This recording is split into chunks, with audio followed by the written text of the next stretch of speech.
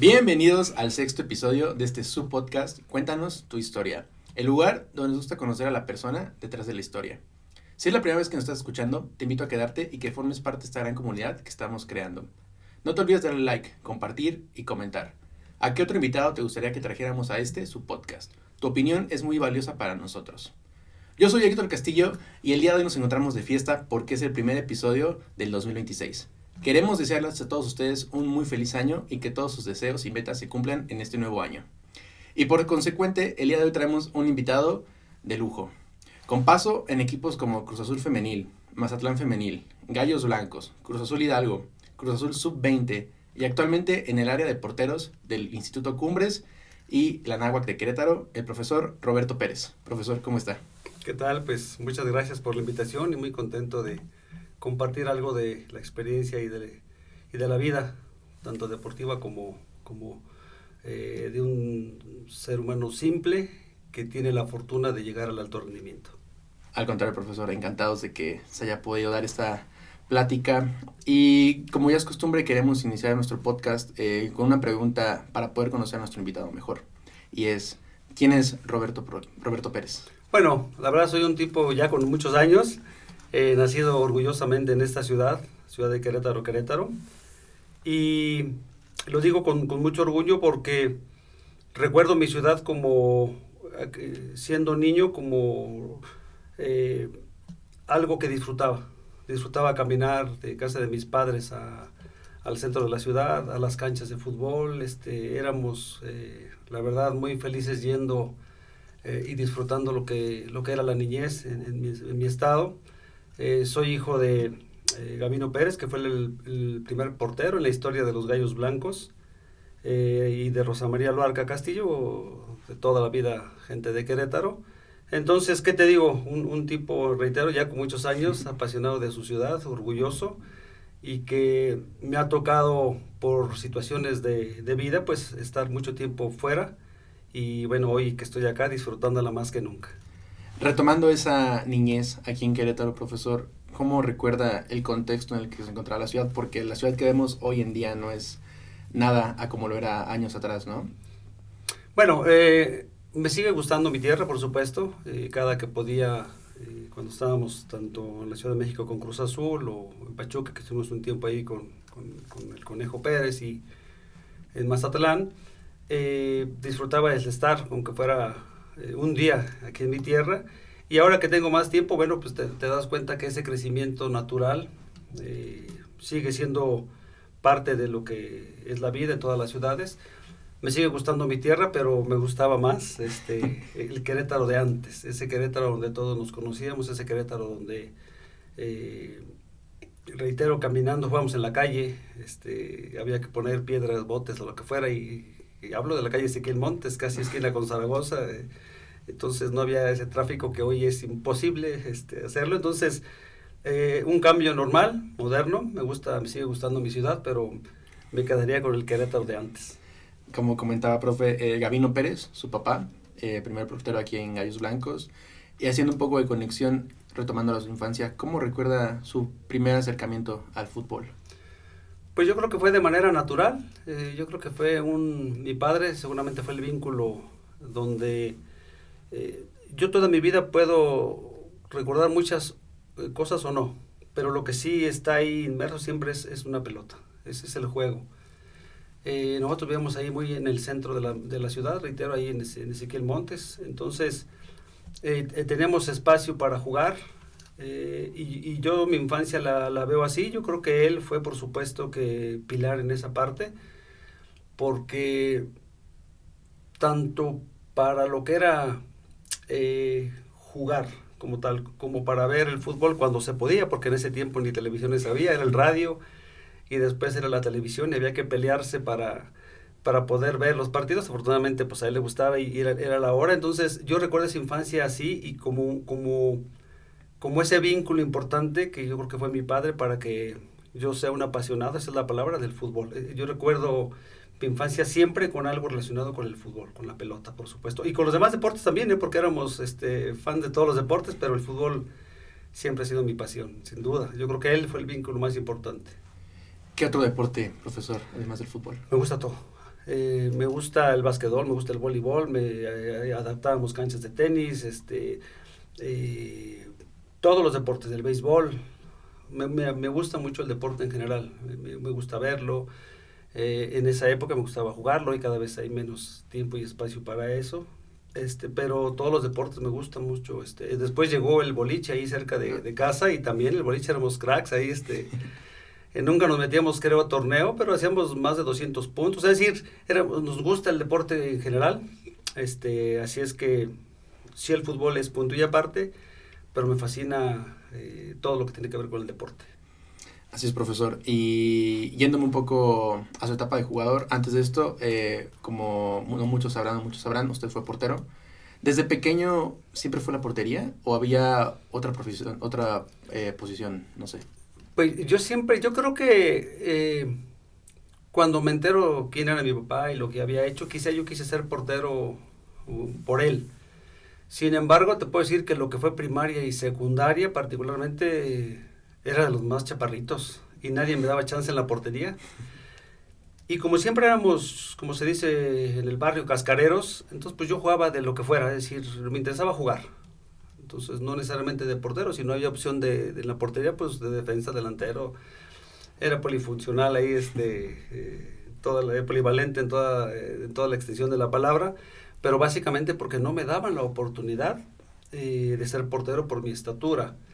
En la prepa es cuando yo empiezo a crecer y de ahí de alguna manera de repente me daban chance. Cuando no llegaba el portero, pues dale, vas tú, al fin que como quiera pues lo haces bien, ¿no? No había esa duda de que lo iba a hacer bien, pero realmente no me dieron chance, como se dice, hasta después de la prepa, que ya tenía el 1.80 que mido hasta ahora.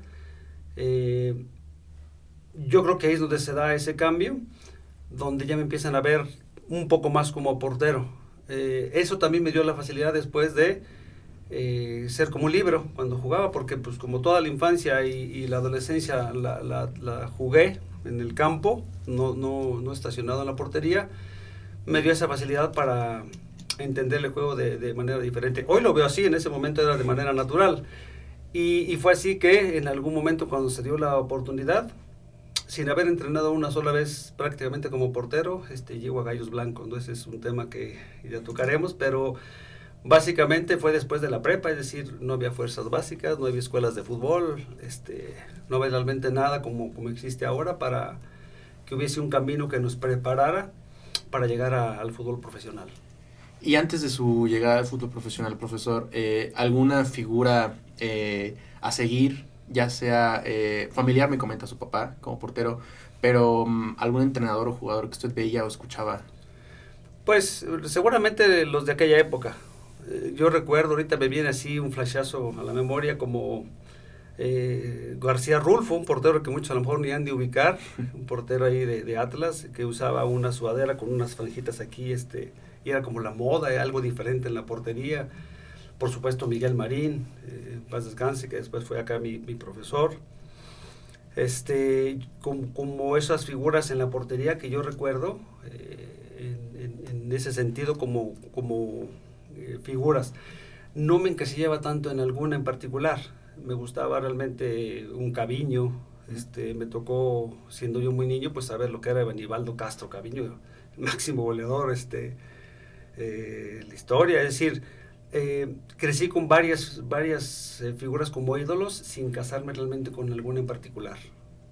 Y ahora yéndonos a su etapa como futbolista, nos comentaba, llegó a Gallos Blancos sin ni siquiera tener, pues ahora como es todo el proceso, ¿no?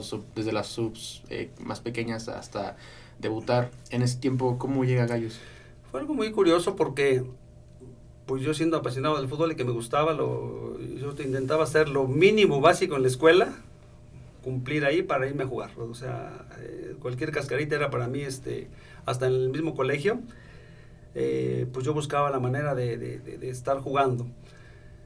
Y en esa época recuerdo que en las ligas locales había una persona, Miguel Medina, en paz descanse, ya hace muchos años, que era de esos propulsores del deporte, en el fútbol en particular, que siempre han existido en todos los estados. Y aquí en Querétaro, pues él estaba muy ligado al área amateur y empezaba a estar ligado al área profesional con Gallos Blancos. Y entonces se hizo una especie de equipo piloto. Estaba, si mal no recuerdo, el Coco Gómez, gran técnico en el primer equipo de Gallos Blancos. Y Miguel era el encargado del enlace con este equipo amateur, que lo empezaron a hacer como tipo fuerzas básicas, es decir, para tener jugadores ahí que participaran en alguna liga local y que pudieran tener gente que las que no se utilizaran para el primer equipo y que dieran la edad, sobre todo los jóvenes, pudieran bajar a jugar y tener actividad, y tener un staff de jugadores queretanos que de repente pudieran dar el salto. Pero te hablo que fue un proceso de 2-3 meses, a lo mucho, cuando viene un cambio. Yo ahí jugaba de delantero, solamente cuando no bajaba el portero o el tercer portero de Gallos en ese entonces, pues iba yo a la portería, pero insisto, realmente era realmente amateur.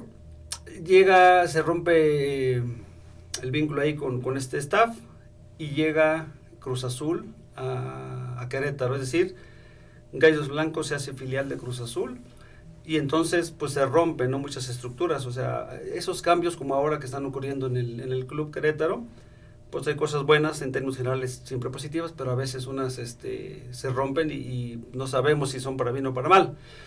En mi caso fue para bien porque llega Cruz Azul, llega el profe Mesa pues realmente con toda la gente joven que ya estaban en fuerzas básicas, ahí así ya existían. Y pues los que éramos jovencillos ahí, pues a esperar. Y hablo jovencillos que ya tenemos 18, 19 años, insisto, eran procesos en otras edades. Y pues ahí estábamos a la orden. El tema fue que de repente algo pasó en el primer equipo, en la Noria, que se tiene que ir el segundo portero de acá y se abre un espacio ahí. Y entonces el profe Mesa, pues como que pregunta que algún portero de aquí de Querétaro, pues para no solamente darle proyección a gente de acá, darle oportunidad a gente de Querétaro, sino pues también una necesidad que ellos tenían. Y fue así que dicen, bueno, pues tenemos a un joven de acá, si lo quieres ver. Y es así como realmente se da la oportunidad de que me observen. No se me olvida que me tuvo a prueba una semana, faltaban como 15 o 20 días para el inicio del torneo, era Liga de Ascenso en ese entonces, ¿sí? Y me dice, ¿sabes qué? Vas a estar a prueba, nosotros entrenamos a las 10 de la mañana, de 9 a 10 vas a estar ahí, voy a citar a un grupo de jugadores, te van a mandar centros, tiros y demás, diferentes acciones, y ahí te voy a ver. Yo encantado, dice ahí. Yo encantado porque, te voy a ser honesto, siempre era mi sueño haber sido jugador profesional, pero después de ver cómo le había ido a mi padre, que en ese entonces cuando mi padre jugaba, pues era por amor al deporte. Es decir, ellos tenían que poner de su bolsa para ir a jugar, ellos hacían su trabajo, sus chambas, y de ahí se iban al entrenamiento, y no era a veces diario. Quedó muy lastimado mi papá físicamente, entonces pues también nosotros decíamos, bueno, es que pues no hay forma económicamente, y después de terminar golpeado, pues como que no era pues un camino que veíamos viable. Sin embargo, pues el sueño ahí estaba y la oportunidad ahí estaba. Entonces dije, pues yo encantado. Si se da, que bueno, y si no, pues el no ya lo tengo asegurado. Estuve esa semana. El día viernes el profe se acerca y me dice, ¿sabes qué? Te vas a quedar, trae tus papeles, y el día lunes se te registra. Bueno, imagínate nada más, ¿no? Fue como un sueño, la verdad. Del lunes que me probó esa semana, a los 15 o 20 días, yo ya estaba saliendo a la banca contra Zacatepec, no se me olvida. Es decir, fue un proceso rapidísimo, un proceso que pues es como un sueño. La verdad es que hoy platicarlo sí difícilmente nos pasa así, porque pues quién hoy en día puede de estar en el amateur y en 8 días ya estar registrado y salir a un equipo de Liga de Ascenso.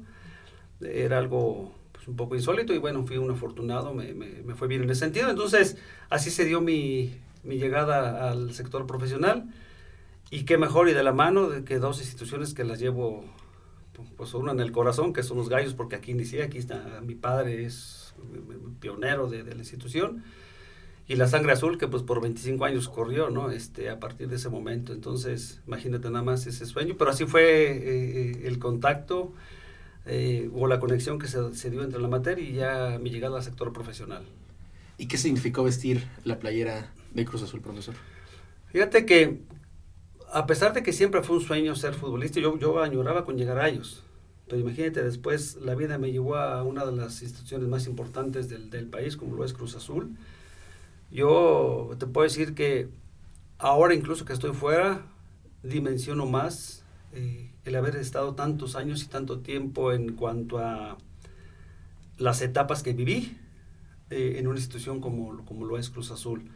Es un orgullo, la verdad, porque no cualquiera tenemos la oportunidad. Yo fui un tipo que no jugó, quizá lo que hubiese querido, pero permanecer tantos años significa muchas cosas. Es calidades, capacidades, disciplinas, son muchas cosas que a veces no se ven.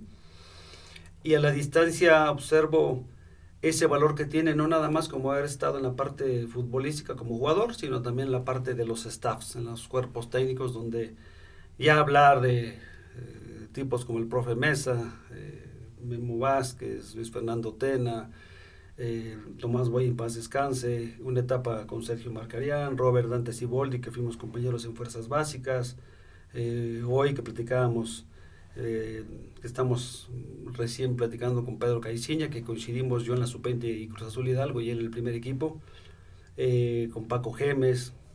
Es un bagaje de experiencia muy grande que hoy insisto que estoy un pasito hacia el costado, lo aquilato mucho más y muy agradecido por haber vestido orgullosamente la playera de Cruz Azul, sin duda alguna. Y ya para cerrar esta etapa como jugador en Cruz Azul, profesor, si pudiera definir su etapa en una palabra o frase, ¿cuál sería? Si fuera una palabra, diría que sueño. Si fuera en dos, diría que fue un sueño cumplido, porque la realidad es que siempre soñé en estar en un equipo de primera división, pero quizá jamás me imaginé que fuera en un equipo como lo es Cruz Azul. Entonces fue un sueño cumplido. Y luego de esa etapa como jugador, llega el retiro, pero para usted el fútbol siguió ligado al fútbol. ¿Usted?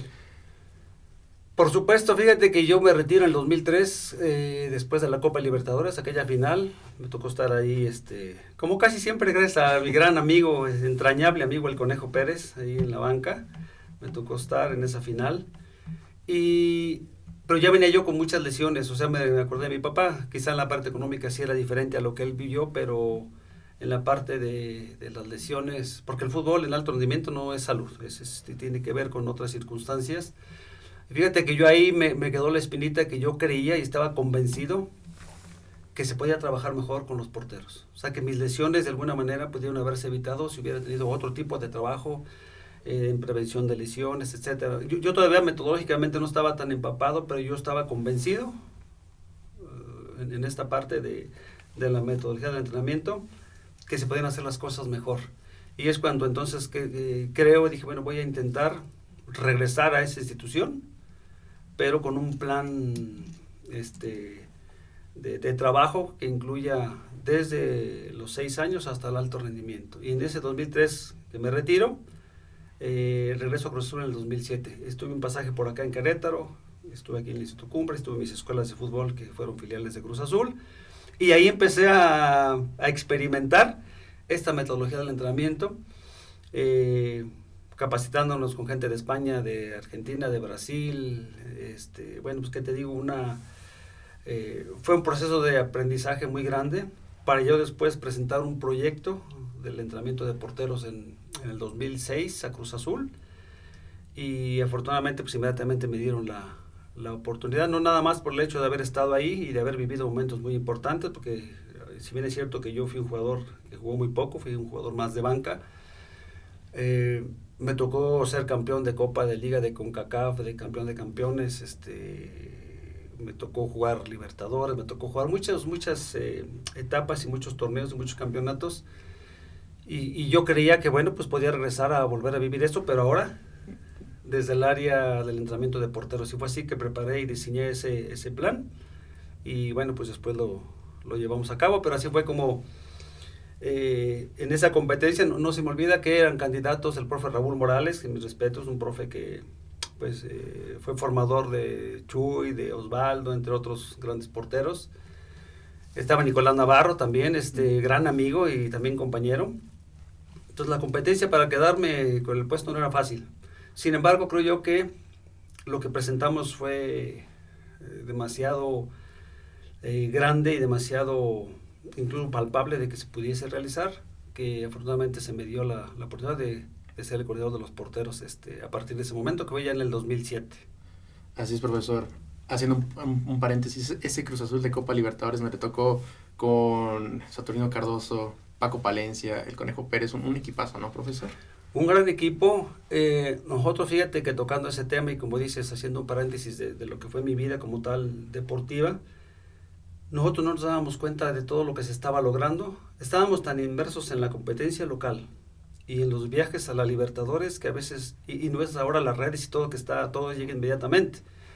Decía una persona ahí muy cercana, es que hoy te avisan antes de que sucedan las cosas, así es tan rápido todo que ya la difusión es grandísima. En ese tiempo no era tan así. Sin embargo, lo que estaba pasando alrededor no lo percibíamos tanto nosotros porque pues jugábamos un sábado en la liga y ese sábado, terminando el partido, a más tardar el domingo en la mañana, viajábamos a Sudamérica para irnos a la Libertadores, estar 3-4 días, jugar el miércoles o jueves y regresarte en la noche para concentrarte y jugar viernes o sábado es decir, fue un proceso que pues casi no sabíamos lo que estábamos viviendo, pero sí sabíamos la clase de equipo que teníamos. Entonces te puedo decir que a mí me tocó jugar la etapa de pre-Libertadores, la pre-Libertadores, porque el Conejo y Palencia realmente estaban en selección. Y me tocó jugar esas etapas, era lo que me dejaba jugar el Conejo. Y ya después llegaba a ver los partidos importantes. Así es la vida y hay que decirlo como tal. Es decir, esto se tiene que decir porque al final hay que estar ahí para vivirlo. Entonces, esas etapas me tocaban jugar y creo que pues el arco estaba bien cubierto. Y teníamos jugadores, ¿qué te digo? Un Juan Reynoso, José Luis Sixtos ahí en la central, y luego se lesiona Juan y nos reforzamos con Sergio Almaguer, que recién lo vi en Mazatlán ahora, que estuvo por allá, coincidimos, platicábamos ahí muy, muy gratamente. Y pues Galdames en el medio campo, estaba Piñeiro, Adomaitis, y después, pues, ¿qué te digo? Paco Palencia, el Conejo.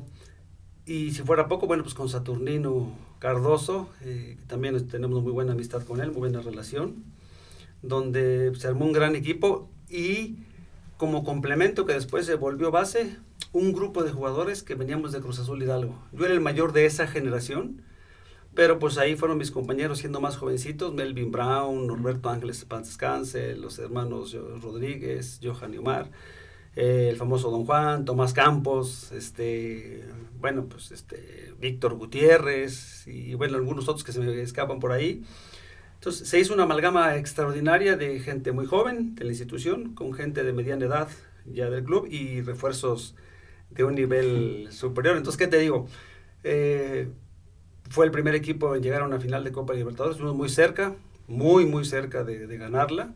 Yo era especialista en penales, estuve a punto de atajarlos, por alguna circunstancia no se dio el cambio en el momento, los atajó bueno, no atajó el canijo, pero bueno, le tocó, y una grandísima experiencia.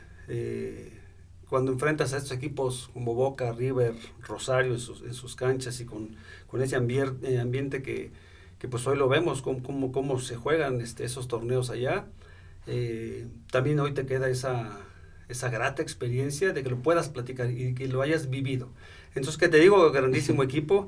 Y algo que me empieza a marcar después en la parte técnica, porque el hecho de estar en la banca así como es un castigo porque tú quieres jugar, pues también yo observaba a veces qué pasaba, ¿no? Cómo toman las decisiones, el estar tanto tiempo ahí también de alguna manera después le saqué provecho. Y algo que me gustó de José Luis Trejo, el técnico, era que fue de los primeros que jugaba igual de local o de visitante.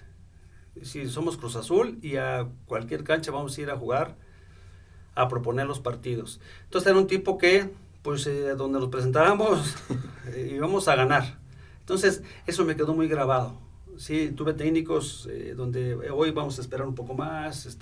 No, él era muy agresivo en eso, entonces no se me olvida que yo creo que fue parte fundamental de que el equipo llegara a esas instancias.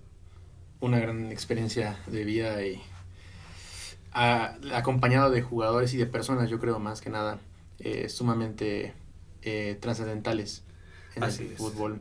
Así es. Y regresándonos un poco ahora al 2007, con este proyecto que usted nos contaba que presentó ante Cruz Azul como para los porteros, lo aceptan y dentro de esta camada tuvo a varios, pero quisiera nombrar a 5 y ahorita 3 en especial, que lo son Jair Peláez, Gibran Lahoud y Guillermo Allison, que lo vemos hoy en día en Gallos.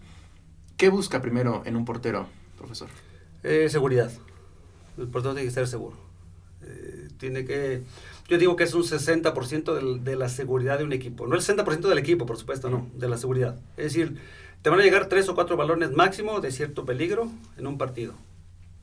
Si son 3, tienes que sacar 2 y tienes que ver esa que va al ángulo, a ver si la puedes rozar para sacarla.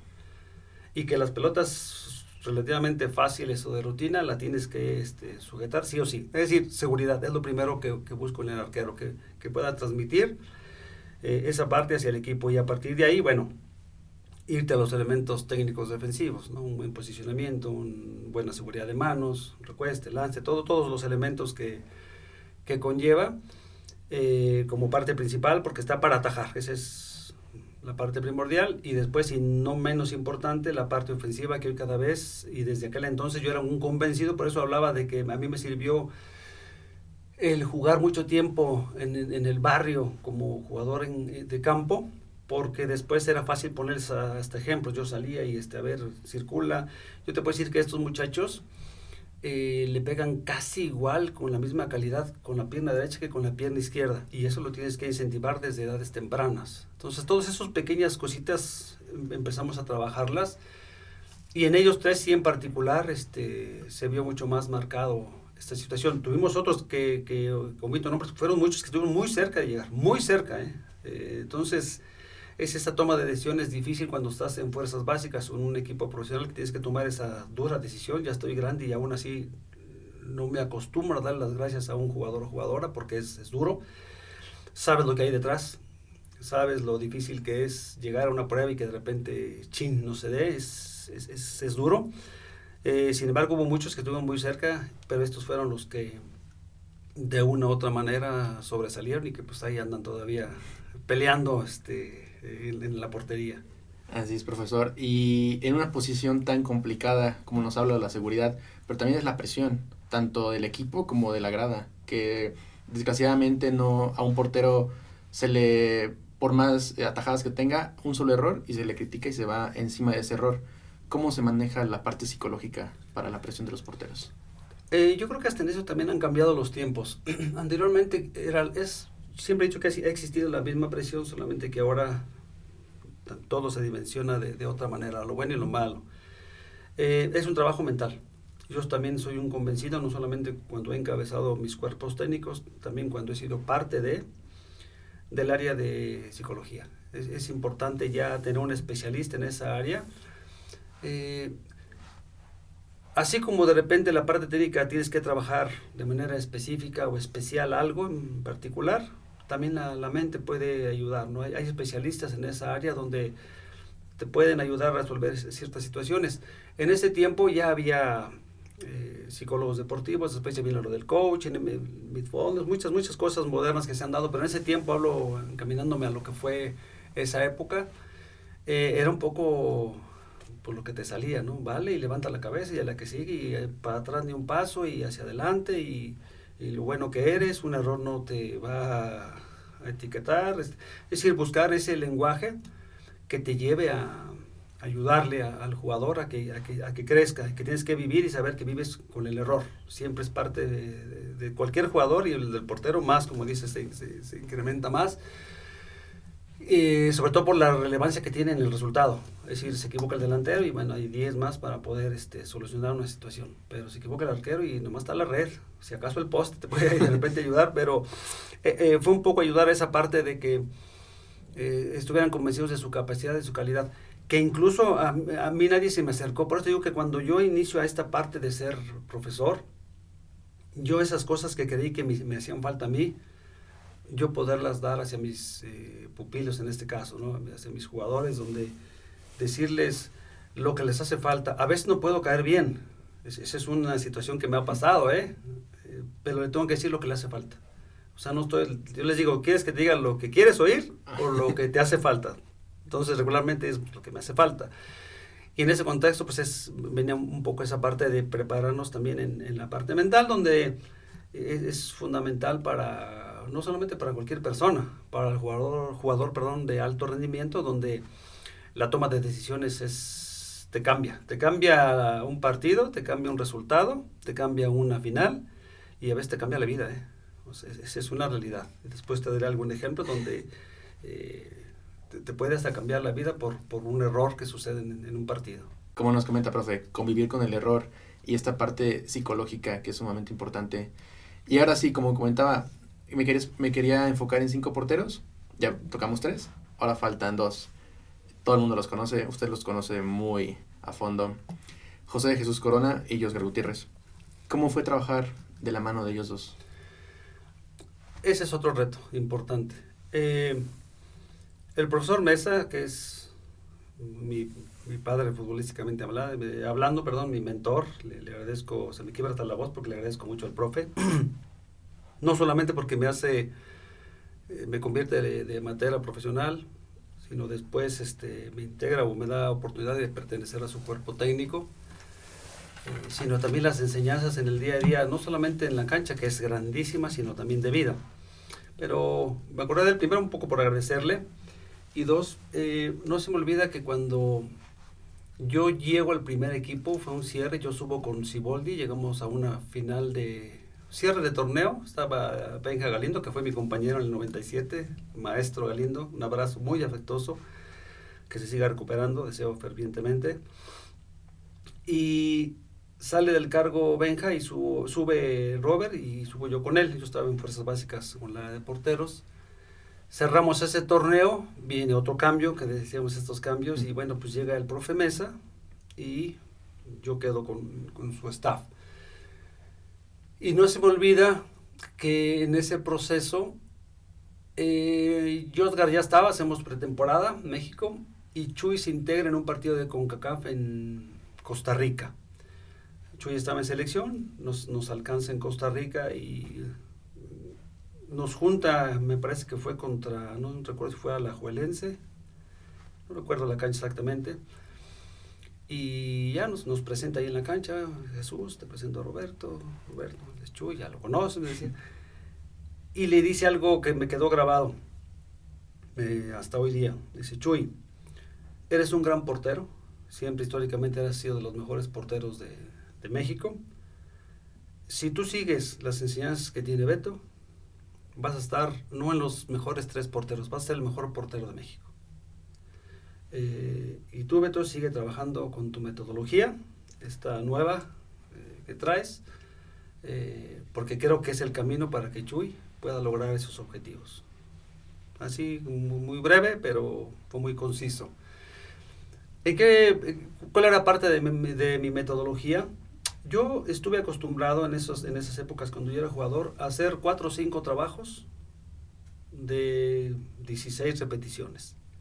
Es decir, yo en 10, 15 minutos ya estaba casi vomitando, ¿no? Es que si no vomitas no funciona. Dije: pues no. Bueno. Y yo empecé a cambiar la metodología y dije: yo quiero hacer 16 trabajos de 4 repeticiones. Empezar a cambiar esa dinámica. Y dije: no, o sea, yo prefiero hazme estos ejercicios bien, estos 4, y después hacemos esta variante con el mismo objetivo y después esta variante. Entonces, no era fácil cambiar esa mentalidad también en porteros que en algunos casos venían, hablo de Josgar y de Chuy, con un bagaje ya grandísimo, con otros grandes profesores en la parte específica de porteros o en la parte de la dirección técnica, y que le crean a un tipo que no jugó. Porque las cosas, reitero, hay que decirlas así, decir, bueno, pues sí, pero pues, ¿tú qué me dices, no?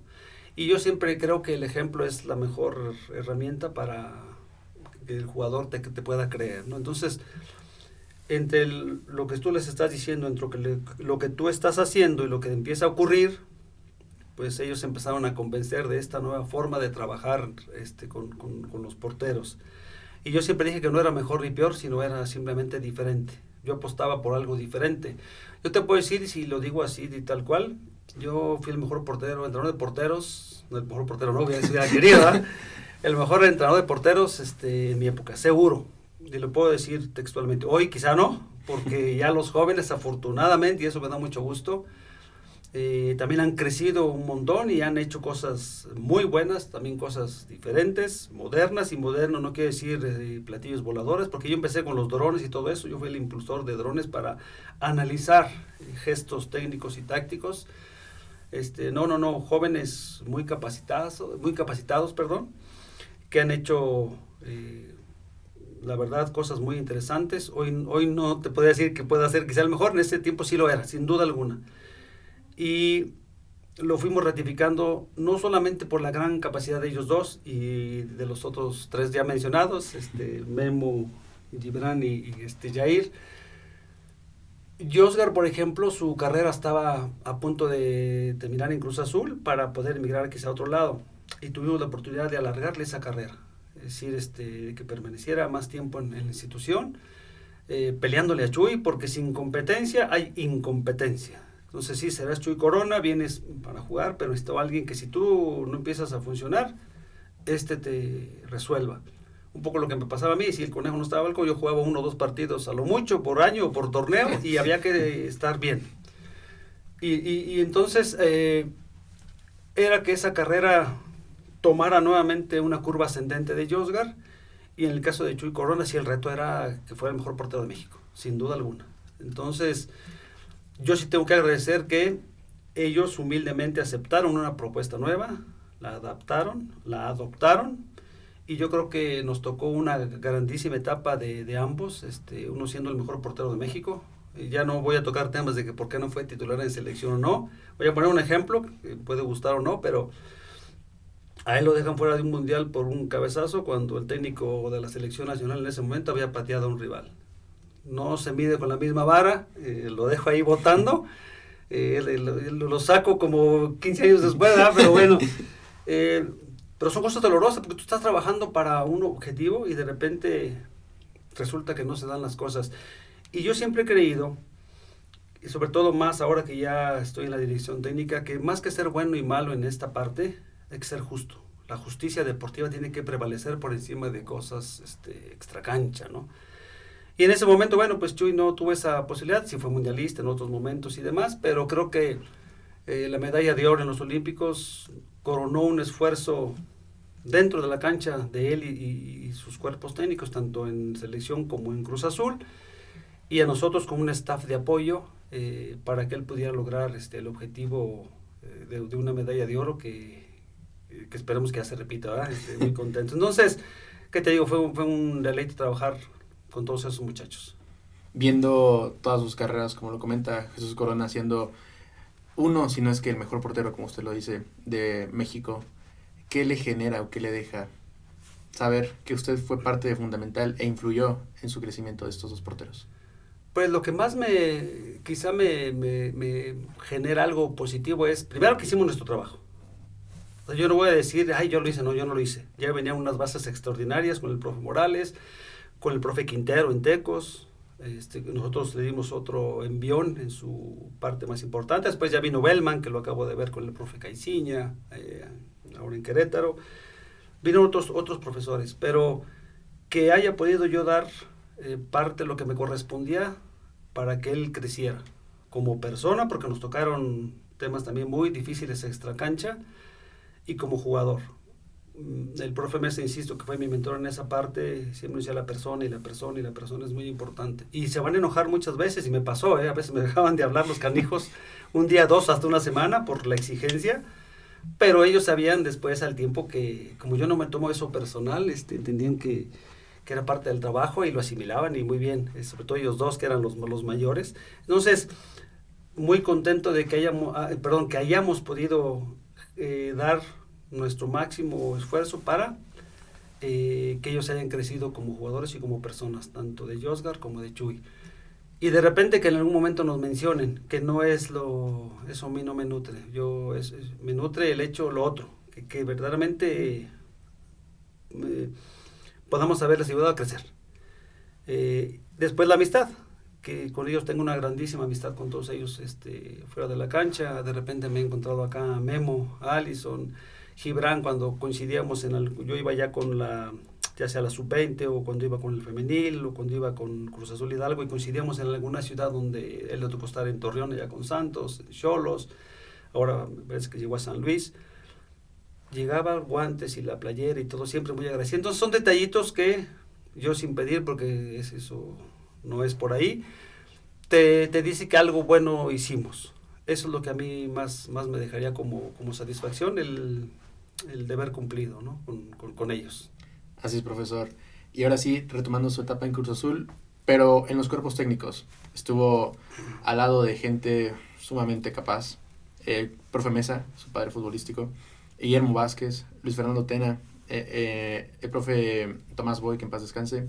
¿Qué le aportó, qué le dejó estar en cada uno de estos cuerpos técnicos? Que te digo, una grandísima experiencia. Hablo por orden de aparición. Un poquitito antes, sí, habíamos trabajado con Marcarián, Sergio, me ayudaba a hacer, me dio la oportunidad de ir a ver sus análisis. No había las herramientas de softwares que hay ahora y que todo se hace. No, antes era regrésale, eran 3-4 horas de estar analizando rivales. Ahí lo aprendí con él, sin estar en su staff. Yo estaba en fuerzas básicas, él en primer equipo. En básicas coincidí con Dante mucho tiempo, muchos torneos. Pero realmente donde ya me doy cuenta de un trabajo como tal, desde una pretemporada, una planeación a largo plazo, pues es con el profe Mesa. Me marcó otra vez. Hoy en día, insisto, ya está muy abierto. Tú quieres ver un entrenamiento, no sé si te sirve o no, pero tú lo puedes sacar del internet. Quizá no sea el más adecuado, pero tú de ahí te lo puedes volar, como se dice, ¿no? Pero el hecho de planificar todos los contenidos del entrenamiento, las cargas, todo, estaba el profesor Daniel Ipata, grandísimo preparador físico, Villazón, que es un auxiliar, mis respetos, Yair, otro de los auxiliares, el hijo del profe. Los menciono porque me marcaron cómo llevar de la manera más profesional un trabajo desde otra perspectiva. Yo había tenido chance de ver cómo se trabajaba en un Madrid o en un Barcelona y lo veíamos como muy lejano. Y cuando me topo con él, que fue realmente con el primero que me tocó trabajar en un lapso pues, mayor, te das cuenta que era muy cercano a lo que yo soñaba, ¿no? que podía ser un trabajo de un equipo como Cruz Azul, porque, insisto, no estábamos en cualquier institución, estábamos representando a uno de los equipos emblemáticos de México. Entonces, ahí me marcó esa parte de toda una metodología de trabajo y un trabajo en equipo. El equipo estaba así, cómo complementar esta parte, y su modelo de juego que era estructurado, tener la posesión de la pelota, ¿sí? Después me pasa con Memo Vázquez, si mal no recuerdo, y un juego más directo, o sea, un cambio radical.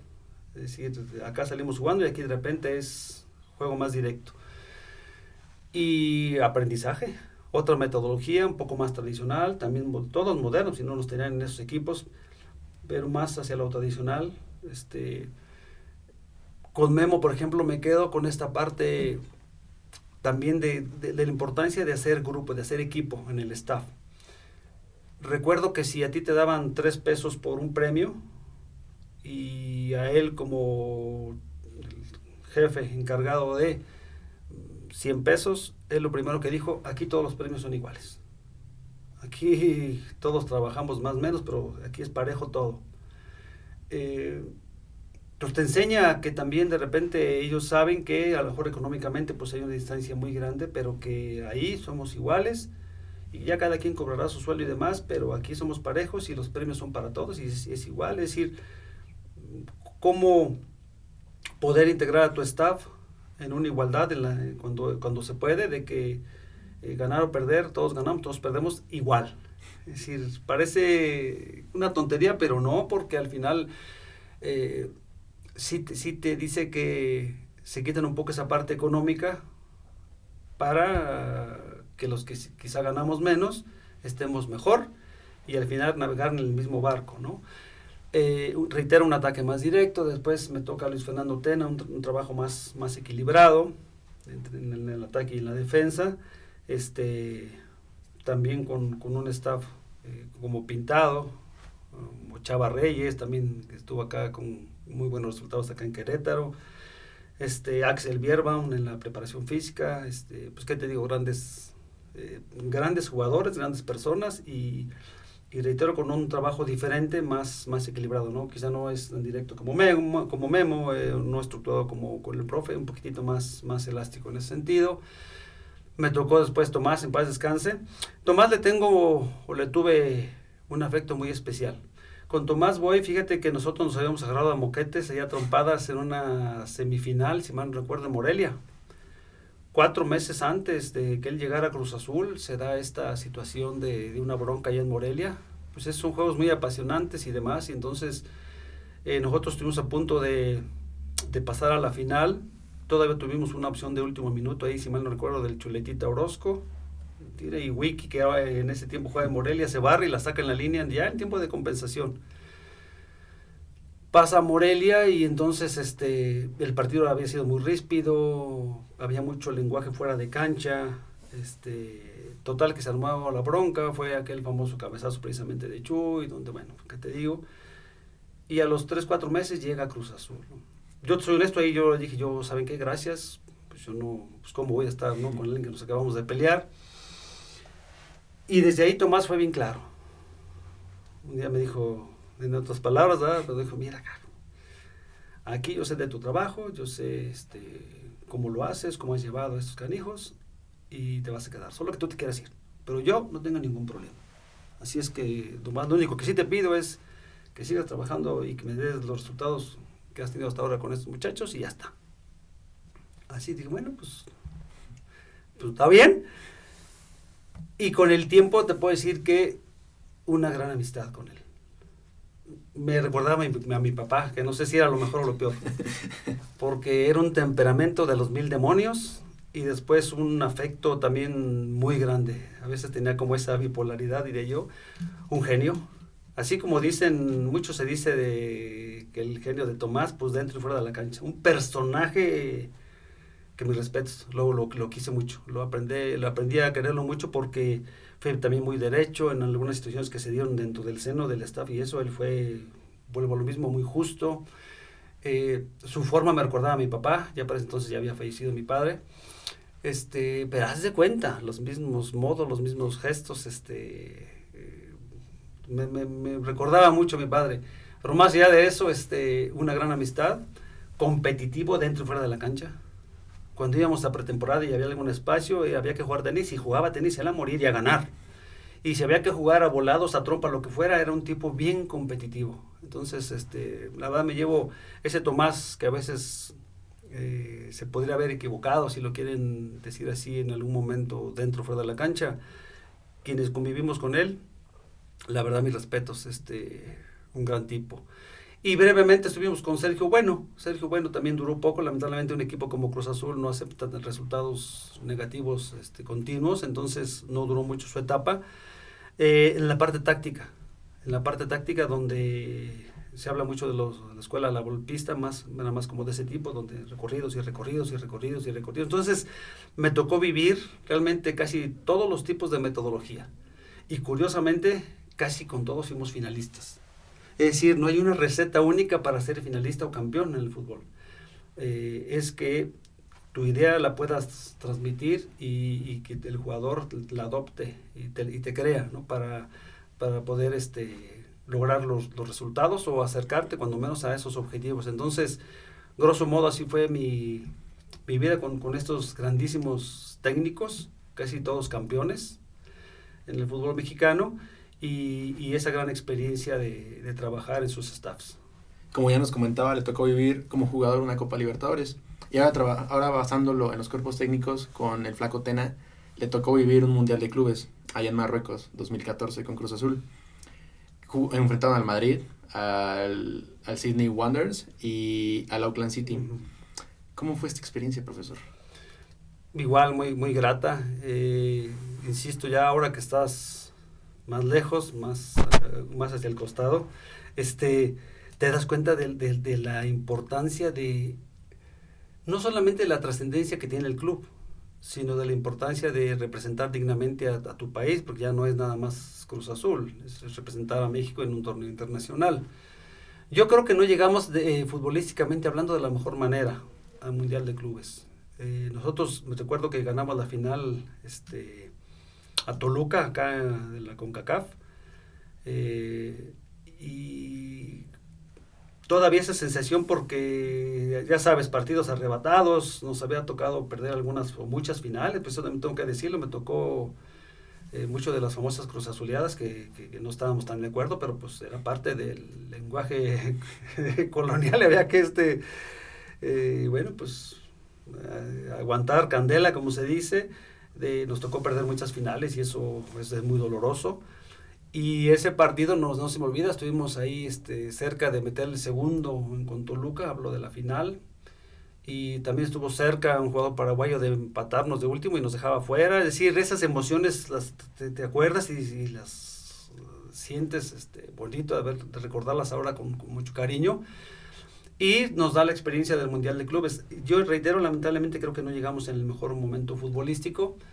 Las primeras etapas más o menos las habíamos cumplido para poder pasar y jugar con el Real Madrid. Pero insisto, quizá no llegamos en el mejor momento. Y enfrentar al Madrid, pues si cuando llegas contra estos equipos en un buen estado de forma físico y futbolístico es difícil, pues me parece que ahí no solamente influyó que los enfrentaba, sino que además no llegábamos en el mejor momento. Un Cruz Azul con nombres como el Cata Domínguez, Luis Amaranto Perea, Torrado, Marco Fabián, el gran Chaco Jiménez, Pablo Barrera. ¿Cómo se vivía el ambiente dentro del grupo? Yo te puedo decir que ahí quizá era un ambiente bueno en general, la experiencia pues muchos, lo que pasa es que el formato había cambiado, antes pues casi eras campeón de CONCACAF y nada más, y ya se empezaba a utilizar el Mundial de Clubes. Monterrey le había tocado, justamente nos había ganado alguna final por ahí de CONCACHAMPIONS y demás. Ya llegar a este formato donde vas contra los mejores equipos del mundo, pues te cambia totalmente la dinámica. Entonces había mucha ilusión y emoción por enfrentar. Sin embargo, creo que esta parte futbolística, que no era la mejor, aunado a que muchos jugadores terminaban contrato, yo creo que no se pudo disfrutar de la mejor manera. Y te digo esto porque a veces ya estás pensando en qué va a pasar con mi carrera, que ya en el resultado, ¿no? O sea, ya nos había ganado el Madrid y íbamos a pelear por el cuarto y quinto lugar. O sea, ya cambian mucho las circunstancias. Entonces el ambiente, creo yo, hablo desde lo que yo percibí en ese momento, quizá en la parte del equipo no era la mejor la cohesión, no era mala, pero quizá no era la mejor. Y en la parte del staff, que te digo, pues es extraordinario, ¿no? El hecho de vivir la experiencia de este Mundial de Clubes. Nosotros llegamos con muchas días de antelación por preparar de la mejor manera. Nosotros llegamos a un complejo allá por Marbella. Estábamos en Puerto Banús, un lugar muy bonito. Y el complejo es de primer mundo. Ahí van equipos Liverpool, selecciones nacionales, a hacer sus etapas previas a torneos y demás. Entonces yo creo que toda esa parte, insisto, por eso digo, la importancia de aprender de estos staffs donde preparas todo para que las cosas se den. Entonces esa experiencia ya ahora como staff de un cuerpo técnico, pues, esto es a lo que quisiéramos aspirar todos. Si tuviéramos los recursos, a veces no tienen los recursos y bueno, pues cambian las circunstancias. Pero en esa parte fue extraordinario. Llegas y ves a uno de los porteros más emblemáticos en la historia, como es Iker Casillas, hablando de la posición a la que nos íbamos a enfrentar. En la parte del equipo, pues, Real Madrid, pues ya que te digo, ¿no? Está dicho todo. Cristiano Ronaldo, que tengo una anécdota ahí particular con él, muy, muy bonita. Y en el entrenamiento de porteros estaba el profe Raúl Llopis. Cuando yo presento mi proyecto a Cruz Azul por el 2006-2007, él fue clave para eso. Él fue clave junto con Ramón Madir, Raúl Llopis de Real Madrid y Ramón Madir del Barcelona. Cómo estructurar los entrenamientos, cómo llevarlos por categorías, cómo llevarlos a la cancha ya en la práctica. Y ya nos conocíamos cuando menos de haber estado en algún curso y después vía... Era correo en ese entonces, no había tanto chat. Y platicar de muchas experiencias, tanto deportivas en general como de los porteros en particular. Y no se me olvida también que yo ya, viendo esta parte de la dirección técnica, me llevé mi libro ahí del árbol de Navidad para que me lo firmara el buen Carlo Ancelotti, y ahí también Carlos muy amablemente nos atendió. Venía el Chicharito, en uno de sus mejores momentos ahí con Madrid, Emilio Butragueño, que también es su paso por México, y compañero de Chava Reyes, nos fueron a saludar ahí al vestidor junto con Fernando Hierro. Es decir, cuando echas el cassette hacia atrás, te das cuenta de cosas tan bonitas que nos pasaron en ese Mundial de Clubes. Entonces, una grandísima experiencia, quizá no con los mejores resultados, pero bueno, la experiencia como tal, pues esa queda, ¿no? Esa te la llevas, y muy agradecido pues con la vida otra vez de habernos dado esa posibilidad de ir al Mundial de Clubes con Cruz Azul. Comentaba una anécdota con Cristiano Ronaldo. ¿Podrá ser pública, profesor? No, sí, sin ningún problema. Fíjate que ya vamos en el pasillo, se acaba el partido, yo voy a ver, como te decía, al profe de porteros del Madrid. De rebote fue cuando agarré a Carlo Ancelotti ahí para la firma del libro, de Mi Árbol de Navidad se llama el libro.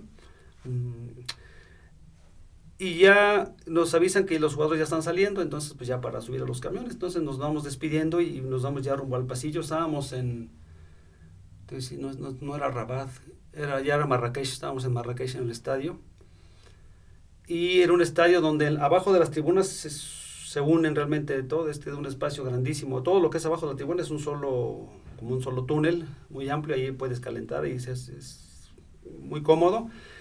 Y se juntan los equipos y salen por un solo callejón para la parte de las conferencias de prensa, que te toman ahí el famoso pase ahí con los periodistas, y ya llegas a la zona de autobuses. Pero tipos como Cristiano, pues a veces hay un atajo, porque no le tocaba ese pasillo, entonces él lo cortó, y en ese pasillo coincidimos con él. Yo tengo 2 hijos, el Ale, que le va al Madrid, y el Beto, que le va al Barcelona. Entonces, a todos lleva su playera, ¿no? Pero en particular a Alejandro, pues por el Madrid y por Cristiano. Cuando vamos en camino, el de prensa con el que iba yo me dice, oye, traía su cámara, ¿me sacas una foto con Cristiano? Ah, sí. Ya le dice, oye, una foto, sí, muy amable, sacó la foto. Él me dice, mister, ¿usted? Sí, le digo, pues de una vez ya sin problema, sacó la foto con él, listo, eso fue todo. Seguimos caminando rumbo al pasillo, estaban donde están los reporteros, y nosotros cortamos para no pasar entre cámaras ni nada, había una puertita antes, otro pasillo previo. Agarramos ese y nos alcanza ahí, ya estaba Cristiano delante de nosotros. Y no se me olvida que ya para salir hacia donde están los autobuses, dice, mister, ¿tiene hijos? Sí, yo tengo 2. Dice, mire, con todo respeto, estoy esperando una persona, pero no la veo. Yo ya me tengo que subir al autobús. ¿Gusta que le regale una playera? Le digo,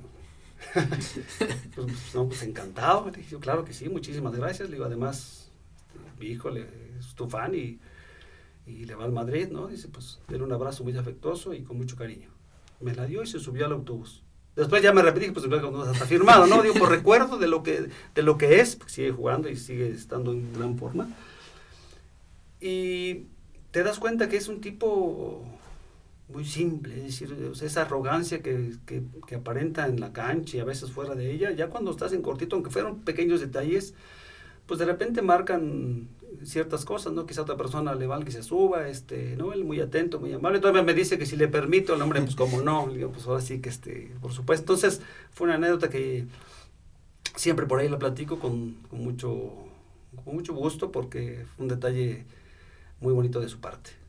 Exacto, como dice, lo que es Cristiano Ronaldo, tanto futbolista como personalmente, toda esta disciplina y poder tener una playera que muy pocas personas, por así decirlo, pueden tener, un enorme privilegio, ¿no, profesor? Un bonito gesto y muy agradecido.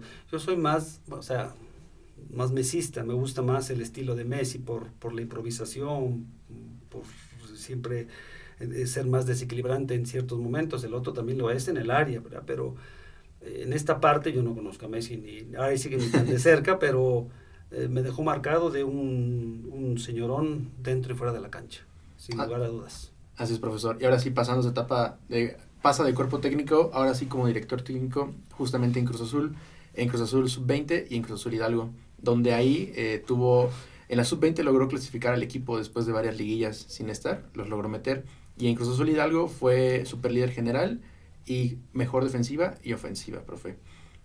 ¿Qué le dejó? Bueno, fueron procesos diferentes, totalmente abismales, en el sentido de que cuando a mí me dan la sub-20, ocurren dos situaciones. Llega el Mr. Gemes con todo su staff, y incluye el entrenador de porteros, y ya, como yo había estado ya de entrenador de porteros auxiliar con algunos profesores, el Yayo de la Torre, que era el director deportivo en ese momento, me comenta, mira, ¿sabes qué, Roberto? Va a llegar Paco, algo se está trabando porque pues, la directiva quiere que tú sigas, pero él quiere llegar con su entrenador de porteros. Nosotros hemos visto que ves bien el fútbol y que tú, me acaban de renovar creo que 3 años, si mal no recuerdo, de contrato. Yo apenas tenía 3 años más con Cruz Azul. Y dicen, nos parece que, o teníamos proyectado que después de esos 3 años tomaras la dirección técnica de fuerzas básicas de algún equipo, pero bueno, pues, quizás se adelanta el proceso. Como ves, y te vas a la sub-20, y Joaquín Moreno, que está ahí, que suba como un auxiliar institucional, y ya Joaquín empieza a tomar más experiencia de lo que es un staff de primer equipo, y tú empiezas a dirigir ya de manera directa una categoría de fuerzas básicas, que en este caso, pues en la sub-20, pues adelante. Así fue como se dio ese proceso. El tema ahí con la sub-20, digo, fue abismal a lo que fue Cruz Azul Hidalgo, porque 2 años o 3 atrás, no recuerdo exactamente, Cruz Azul por situaciones internas había desaparecido las fuerzas básicas. Es decir, me parece que había o hubo supuestamente algunos malos manejos, y entonces digo, ¿saben qué? Muchos de los profesores y los cabezas de ese proyecto de fuerzas básicas salieron, pero pues fue tan de repente que pues, nos quedamos con puros, de hecho sin jugadores, y después con jugadores de escuelas de fútbol. Entonces, pues es como ahora, aquí en Gallos Blancos, estamos en Querétaro, pongo el ejemplo de que más allá de resultados buenos, regulares o malos que puedan tener, ya hay un proceso en sus fuerzas básicas. Y si tú las desapareces y de repente pues tienes que competir, porque tienes que competir, y subes a las escuelas de formación y pues es otro tipo de competencia. Entonces nos tocó ese proceso.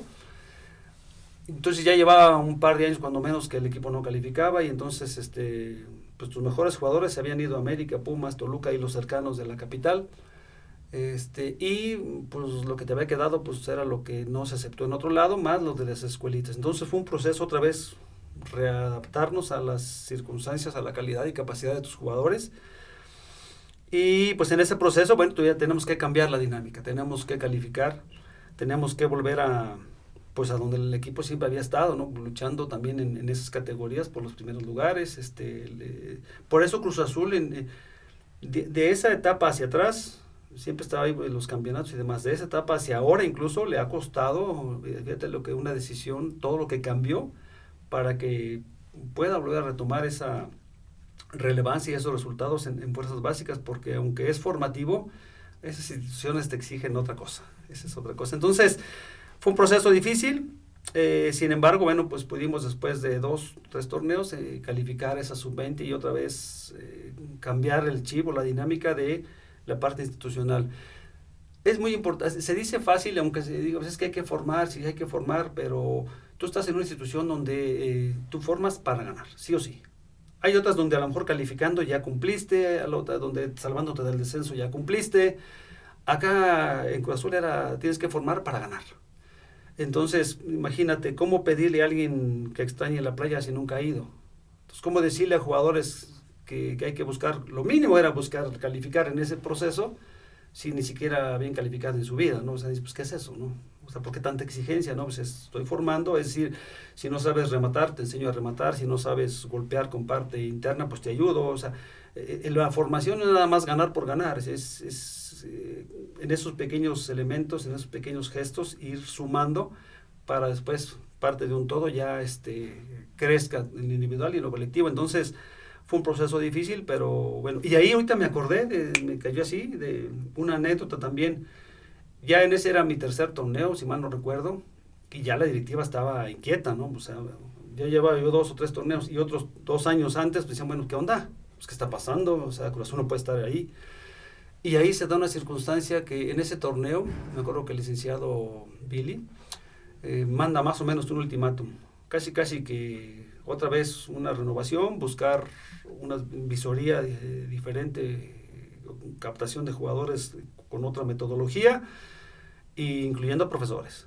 O sea, casi que también ustedes o ganan o se van. Más o menos así era el mensaje. Y ahorita se me vino a la mente porque me acuerdo que en ese torneo donde ya se rompe esta mala racha para calificar, viene Gullit, Peña, acababa de pasar una situación lamentable, extracancha, donde lo crucificaron mucho ahí en Cruz Azul.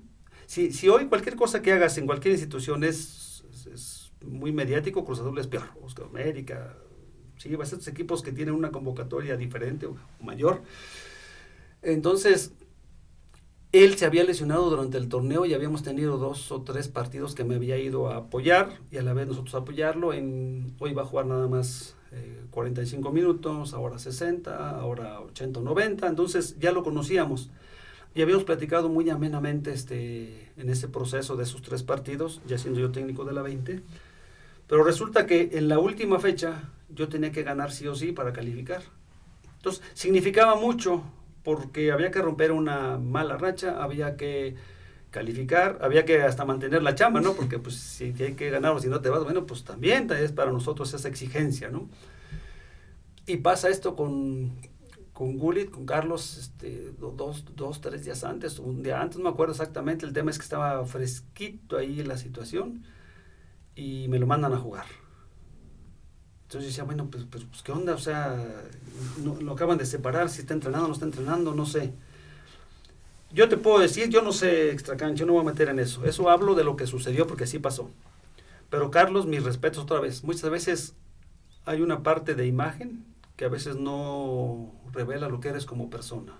A veces te puedes haber equivocado en alguna situación, pero tu persona es diferente, es decir, un error, otra vez vuelvo a decir, así como los porteros, no te debe de etiquetar, ¿no? Y recuerdo que ese día pues llegamos temprano, jugamos en Veracruz, y antes de que se cambiara le digo, ¿cómo estás, Carlos? Como, profe, ¿qué le digo? Mira esta situación, pero pues, estoy bien, estoy pues, golpeado, porque pues todo el mundo está ahorita encima de mí, dice, pero tranquilo, profe, vamos a darle con todo. Entonces lo dejé hablar y no se me olvida que ya cuando él termine le digo, mira, Carlos, fíjate que hay una situación, voy a ganar para calificar. Pero más allá de eso, fíjate que tenemos una racha de muchos años de no calificar. También nuestra chamba está en riesgo porque así es en estos equipos. Y yo nada más con la confianza que nos hemos tenido en estos partidos que te ha tocado venir a apoyarnos, pues que me digas para cuánto estás.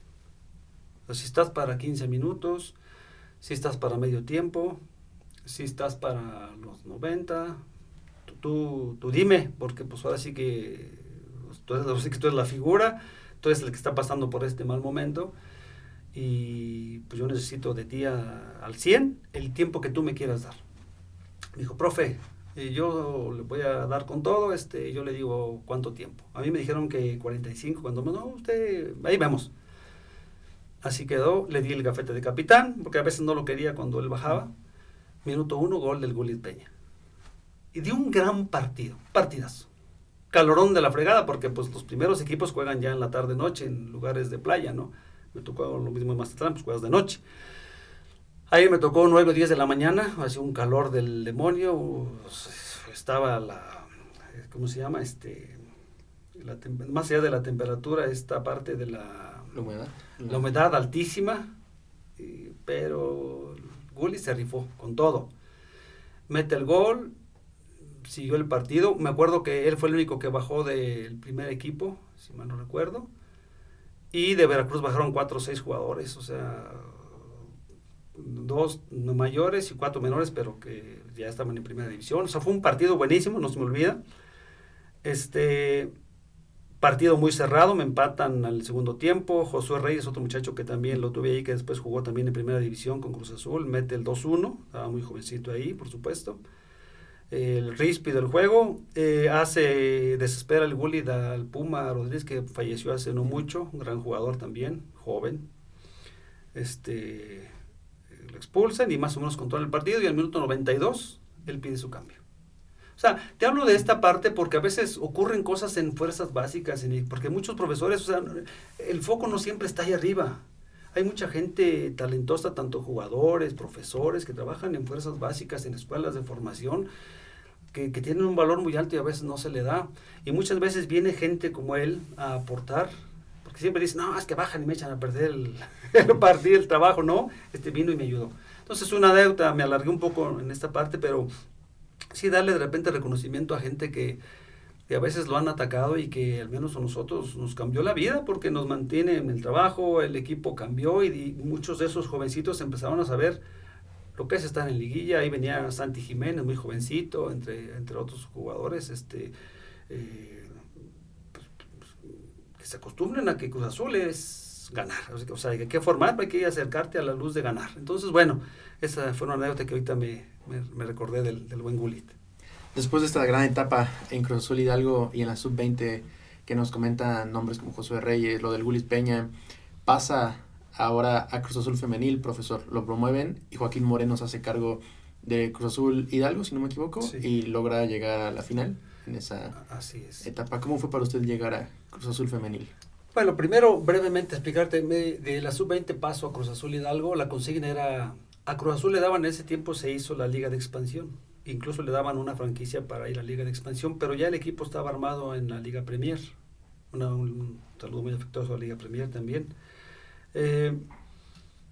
Dicen, bueno, es que económicamente se disparan los presupuestos y ya tenemos el armado para la Liga Premier. Dice, pero la consigna es ascenderlo.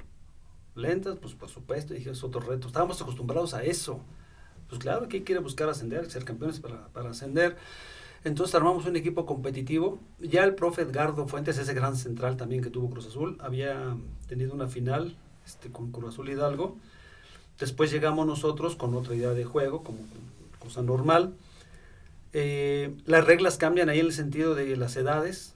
Hay que estar jugando mucho con las edades, que hay un mayor de tal edad y dos mayores de otra edad y 4 medianos y los menores. Hay que jugar mucho como con las terceras, con esas edades. Y cambiamos y modificamos un poco esa parte. Nos quedamos con una base de la que ya tenía el profe y nos llevamos a algunos jugadores de estos destacados de la sub-20 que le faltaban un poquito de despegar. Recuerdo un Aurelien, panameño, recuerdo estuvo un tiempo Yair ahí también, lo llevé de portero, estuvo Udiño incluso jugando por allá, otro muchacho Caleco, otro gran portero que ahora está dentro de porteros en León. No quiero dar más nombres porque voy a emitir a muchos grandes jugadores que después, no solamente ahí, en otros equipos hicieron su carrera. Quizá no llegaron al alto rendimiento de un primer equipo, pero siguieron haciendo muy buenas cosas. Y armamos un equipo competitivo. Llegó la pandemia, nos puso quietos un tiempo, nos dio una pausa. Y cuando regresamos de la pandemia, pues el equipo volaba. Un equipo armado para ascender, un equipo realmente de expansión. Es un equipo muy capaz, jugaba muy bien el fútbol. No bonito, jugaba bien. Después hasta bonito. Pero tenía los conceptos ofensivos y defensivos muy claros. En la concepción y organización del juego lo tenían clarísimo. Ya eran jugadores con procesos muy diferentes. Ya era un equipo muy competitivo. Nos llamaba a jugar tanto Robert, Siboldi o Caiciña contra el primer equipo, eran los técnicos del primer equipo, y ganábamos, empatamos, cosa que era rarísimo, siempre eran goleadas, ¿no? Ya era un equipo el que les competía.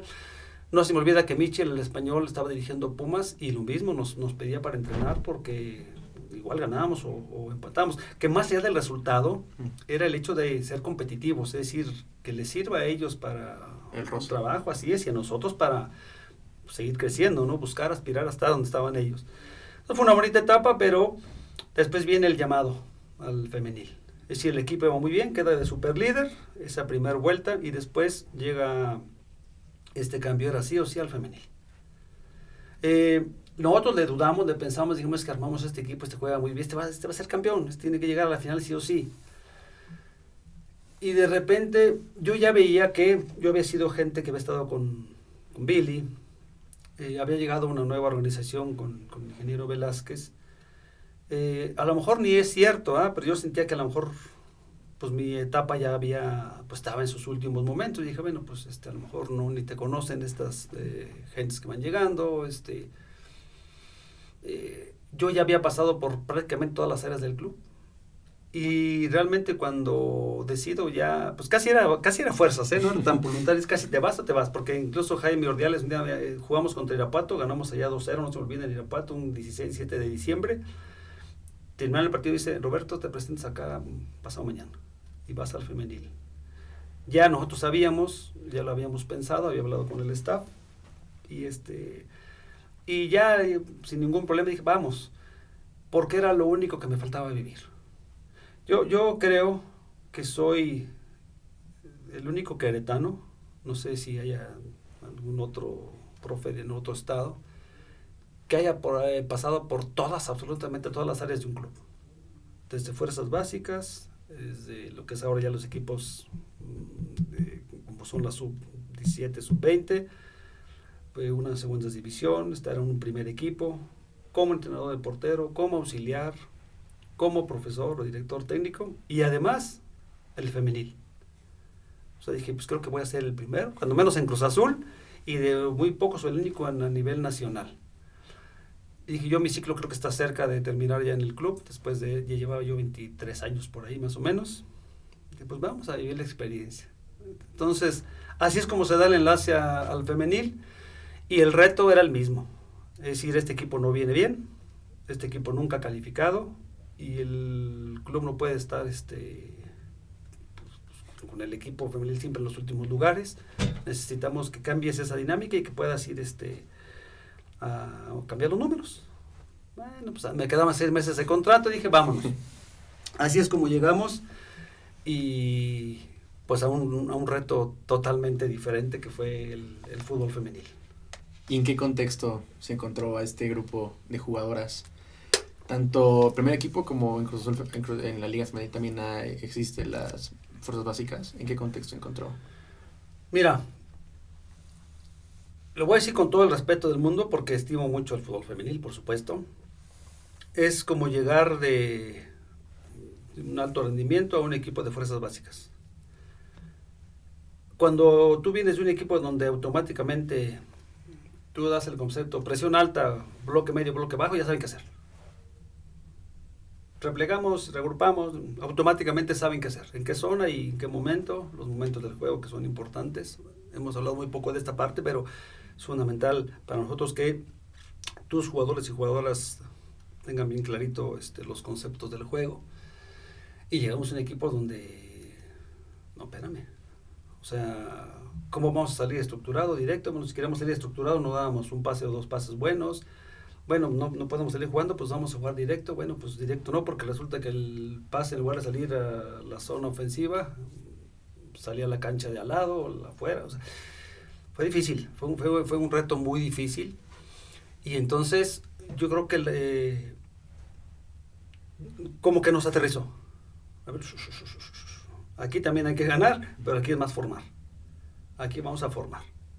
Regrésate otra vez a las bases y empecemos con lo básico. Movimientos básicos, empezamos a trabajar por individual, por zona, en línea, por zona, para poder o sea, sí fue un golpe duro de hacer trabajos con un alto grado de dificultad a un grado menor, mucho menor. Entonces, sí fue un golpe ahí duro, eso en cuanto a lo deportivo, pero los principios y demás son los mismos, es decir, nada más era un poquito utilizar el lenguaje adecuado con ellas, el comportamiento tiene que ser otro,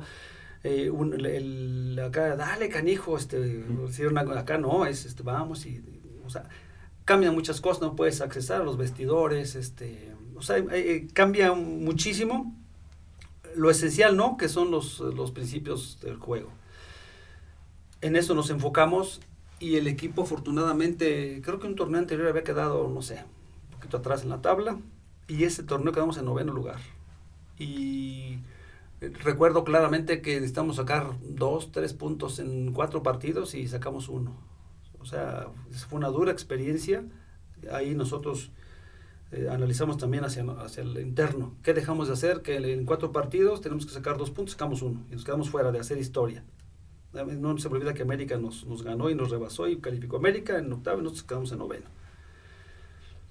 Y empezamos otra vez a estructurar pero la directiva ya le llamó la atención que estuvimos muy cerca de calificar y nos renuevan otro año más. Ya con la experiencia de lo vivido, el siguiente torneo ya calificamos. Ya calificamos 2 fechas antes incluso, un plantel muy reducido, un plantel pues económicamente yo diría que de los más bajos en ese momento, y logramos ya el objetivo que era calificar. Dije, bueno, pues hasta ahí ya, como que ya cumplimos, ya en cualquier momento pues chao, ¿no? Como que ya toca salir, pero bueno, estuvimos todavía un torneo más, perdón, quedamos en noveno. Ese torneo igual, otra experiencia, híjole, terrible, de que quedamos en noveno y Xolos me deja fuera porque mete un gol en el minuto 112. Todo eso agregó la juez. O sea, de 7 minutos se alargó a 110, 111 por allá. En ese mete el gol y por goleo me deja fuera Xolos. Quedo en noveno otra vez, quedo en octavo Xolos fuera. Y en el último torneo que estuve en el femenil, volvemos a calificar. Y me voy con la satisfacción, ahí cerré mi ciclo en femenil, ya volviendo a calificar, y que nos elimina Chivas, que era el campeón y superlíder ese torneo, quedaron ellas en primero, nosotros en octavo. 1-0 perdimos en el Azteca con un penal que anota Licha. Me quita una de las primeras decisiones, la primera decisión histórica en el VAR femenil, me la marcan a mí y en contra. Un penal a favor para el 1-0, me lo revierten y bueno, no me lo quitan y después Licha mete el 1-0 ahí en el 80 por ahí. Y cuando vamos a Guadalajara en el Akron empatamos a 1. Porque también para estos equipos que vamos creciendo, para estos equipos que nunca calificamos, que siempre estamos peleando los últimos lugares, ya el calificar es un gran reto, es un gran logro, perdón. Pero que tú logres ya, primero perder ya por una distancia tan bajita, 1-0, y después empatar en cancha de tu rival y demás, yo creo que fue un gran logro. Entonces, pues esa fue una de las, ahí yo creo que fue ya una cercita del pastel, nos fuimos tranquilos de ese trabajo en lo deportivo, porque lo administrativo fue muy duro, muy difícil ese proceso con Cruz Azul femenil. Y dejando un poco detrás lo deportivo, en nuestro anterior episodio, Dalia Molina, jugadora de Gallos Blancos, que la tuvo con usted en Cruz Azul femenil, nos comentaba acerca de usted, profesor, que usted fue muy importante para ella y para el equipo en Cruz Azul femenil porque usted luchó por todas las condiciones que no había en ese equipo. ¿Qué nos puede contar o decir acerca de eso? Bueno, yo por eso te decía ahorita, recién en la última participación, que lo futbolístico fue muy bueno, pero lo extrafutbolístico fue difícil. Cuando nosotros entendemos que el fútbol femenil estaba en otro proceso, todo lo que pueda decir es, insisto, para mejorar. Que quiero mucho a la liga, al fútbol mexicano en general y a la liga femenil, por supuesto. Las condiciones a veces no son las mejores todavía. Hay algunos equipos que ya se están acercando. Hoy va Cruz Azul, qué gusto me da. Y ojalá me hubieran dado esas facilidades. Nosotros calificamos, y no lo digo para decir nosotros somos muy buenos. No, claro que somos buenos. Eso lo tengo yo claro con todo el staff. Pero lo hicimos con un presupuesto, con una cuarta parte de lo que es ahora. A mí me dio gusto que volvieron a calificar por tercera vez. Es decir, nos calificamos 2 con un presupuesto, pero muy inferior al que tienen ahora. Hoy me da gusto que ya le han invertido muchísimo y que ya pasó a una siguiente etapa, que era el objetivo después. Eso me da mucho gusto por la institución y que le han invertido. Pero en ese momento, yo te decía que extradeportivo fue duro. Fue duro porque yo me enfrento a una directiva nueva de Cruz Azul, donde yo no creo que hayan actuado de mala manera ni nada. Al contrario, más bien yo creo que era por falta de experiencia. Ellos acababan de asumir el control de la institución. Y no es lo mismo la parte administrativa que la parte deportiva. Es decir, no es lo mismo vender cemento que la parte deportiva, ganar un campeonato, formar jugadores y demás. A mí no se me olvida que desde cuando nosotros estábamos en Cruz Azul Hidalgo, yo con la segunda y la femenil ahí jugaba, cuando se toma el control ahora con esta directiva, se migra hacia la Ciudad de México, y yo veía al ingeniero Velázquez 2 o 3 veces que fue a ver al Veronil. Y yo recuerdo que alguna vez, y después él hasta lo dijo en una comida que nos hizo favor de dar, ahí al femenil, ya lo agarro en el pasillo y digo, oye, yo soy fulano de tal, fíjese que soy el técnico, van 3 veces que lo veo por acá, yo le pido de favor que algún día conozca a las jugadoras, que sepa quién está al frente de la institución, así como que lo descoloqué un poco. Ay, caray, pues sí, sí, ahorita están, ahí nos juntamos rápido, pero después él entendió el mensaje y nos organizó una comida y ahí agradeció esto que lo agarré en el pasillo. Esa insolencia un poco mía tiene que ver un poco con esta parte de... Yo trato, en el fútbol, yo creo que en la vida también, no hay que ser bueno, o sea, siempre tienes que ser bueno en lo que haces. Pero aquí en la toma de decisiones no hay que ser bueno y malo, creo que ya lo dije, hay que ser justo. Y en esa justa medida yo decía, bueno, yo no puedo decir que mi portera gana lo mismo que gana Chuy Corona, pues ni en la venta de playeras, ni en nada, o sea, no. Pero había cosas que dije, bueno, podemos mejorar, este es Cruz Azul, es decir, no estoy con cualquier equipo donde tú digas, bueno, no, entonces ahí luché mucho, pero me fui desgastando con todas las áreas. Se logró que les hicieran un vestidor un poco más, pues se cambiaban en la alberca, es decir, en un espacio de la alberca, un vestidor pues ya para ellas, pequeño, pero pues ya para ellas. Pedí que les lavaran su ropa como al varonil, pedí que la casa club para ellas, las comidas, el transporte, pero te vas desgastando con las áreas.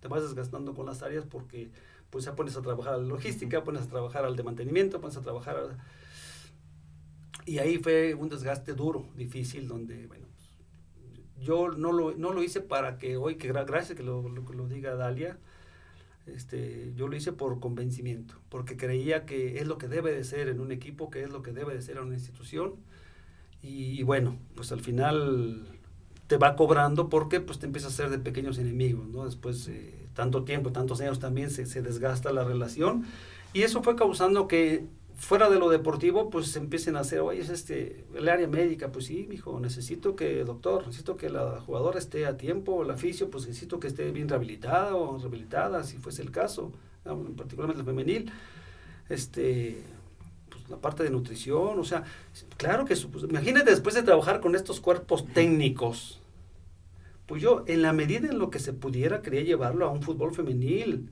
porque ellas merecen ese respeto de trabajar así.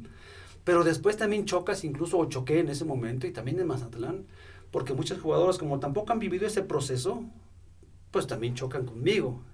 Pues, ¿por qué nos quieren tener en peso? ¿Y por qué nos quieren tener esto? Porque, pues, es que, mi hija, pues, es que yo quiero que ganes lo que quieren ganar ellos, pues, vamos a acercarnos a eso, vamos a hacernos más profesionales, y a veces tampoco gusta, ¿no? Pues, la disciplina de los horarios, la disciplina de muchas cosas que tiene que ser así porque es el primer paso para buscar algo diferente. Entonces, en esa parte sí fue un desgaste extra cancha, luché hasta no tenía que luchar por ellas. Y lo seguiré haciendo, lo intenté también en Mazatlán, en otro contexto económicamente muy diferente, pero ahí particularmente en Cruz Azul, logramos también después que las concentraran, sobre todo en ciertos partidos, menos viajes en camión y más viajes en avión. Sí, pero también en base a resultados, porque esa es otra, ¿no? Nomás porque digo yo, va a decir, no, pero estás loco, ¿no? Tú no pagas, ¿no? A ver, que si quedamos en tal lugar, ¿cómo ven? Si logramos ese resultado, es decir, empezamos a hacer esa competencia hasta con la directiva, decir, pues, o sea, yo me comprometo a que si hacemos esto, me pueden dar esto, y ellos en ese sentido bien, empezaron a cambiar. Lástima que cuando yo ya salgo, ya ellos estaban más futbolizados, pero me tocó una etapa donde no solamente los jefes, sino las áreas, los mandos medios, pues eran de poca experiencia, lo tengo que decir, y ahí nos costó, pero yo creo que fue hoy a la distancia también te puedo decir que fue un grandísimo logro, que con tantas trabas, y incluso un staff mala leche que tuve, impuesto, logramos cosas muy positivas en lo deportivo, y yo me quedo con lo positivo, y además no me tomo nada personal. De eso podemos hacer otro podcast de cosas que pudiéramos mejorar, durísimas, te vas para atrás, de las cosas que vivimos ahí, seguro, hasta me cambia el semblante un poco porque ahí ni me acordaba, pero no me tomo nada personal, deseo que les vayan a las gentes, en donde quiera que estén, se portaron muy mal, pero yo puedo mirar de frente a quien sea. Y eso me dio, bueno, para ya acabar este rollo del Cruz Azul femenil, cuando empatamos casi de último minuto en el Akron, sí, estadio casi lleno, toda una cosa bonita, emotiva, se acerca uno de mis auxiliares y lo primero que me dice, profe, este gol creo que le dolió más a la gente que no te quiere en Cruz Azul que a los mismos de Chivas. Para que te des cuenta de cómo estaba la parte extrafutbolística y nosotros buscando dar buenos resultados.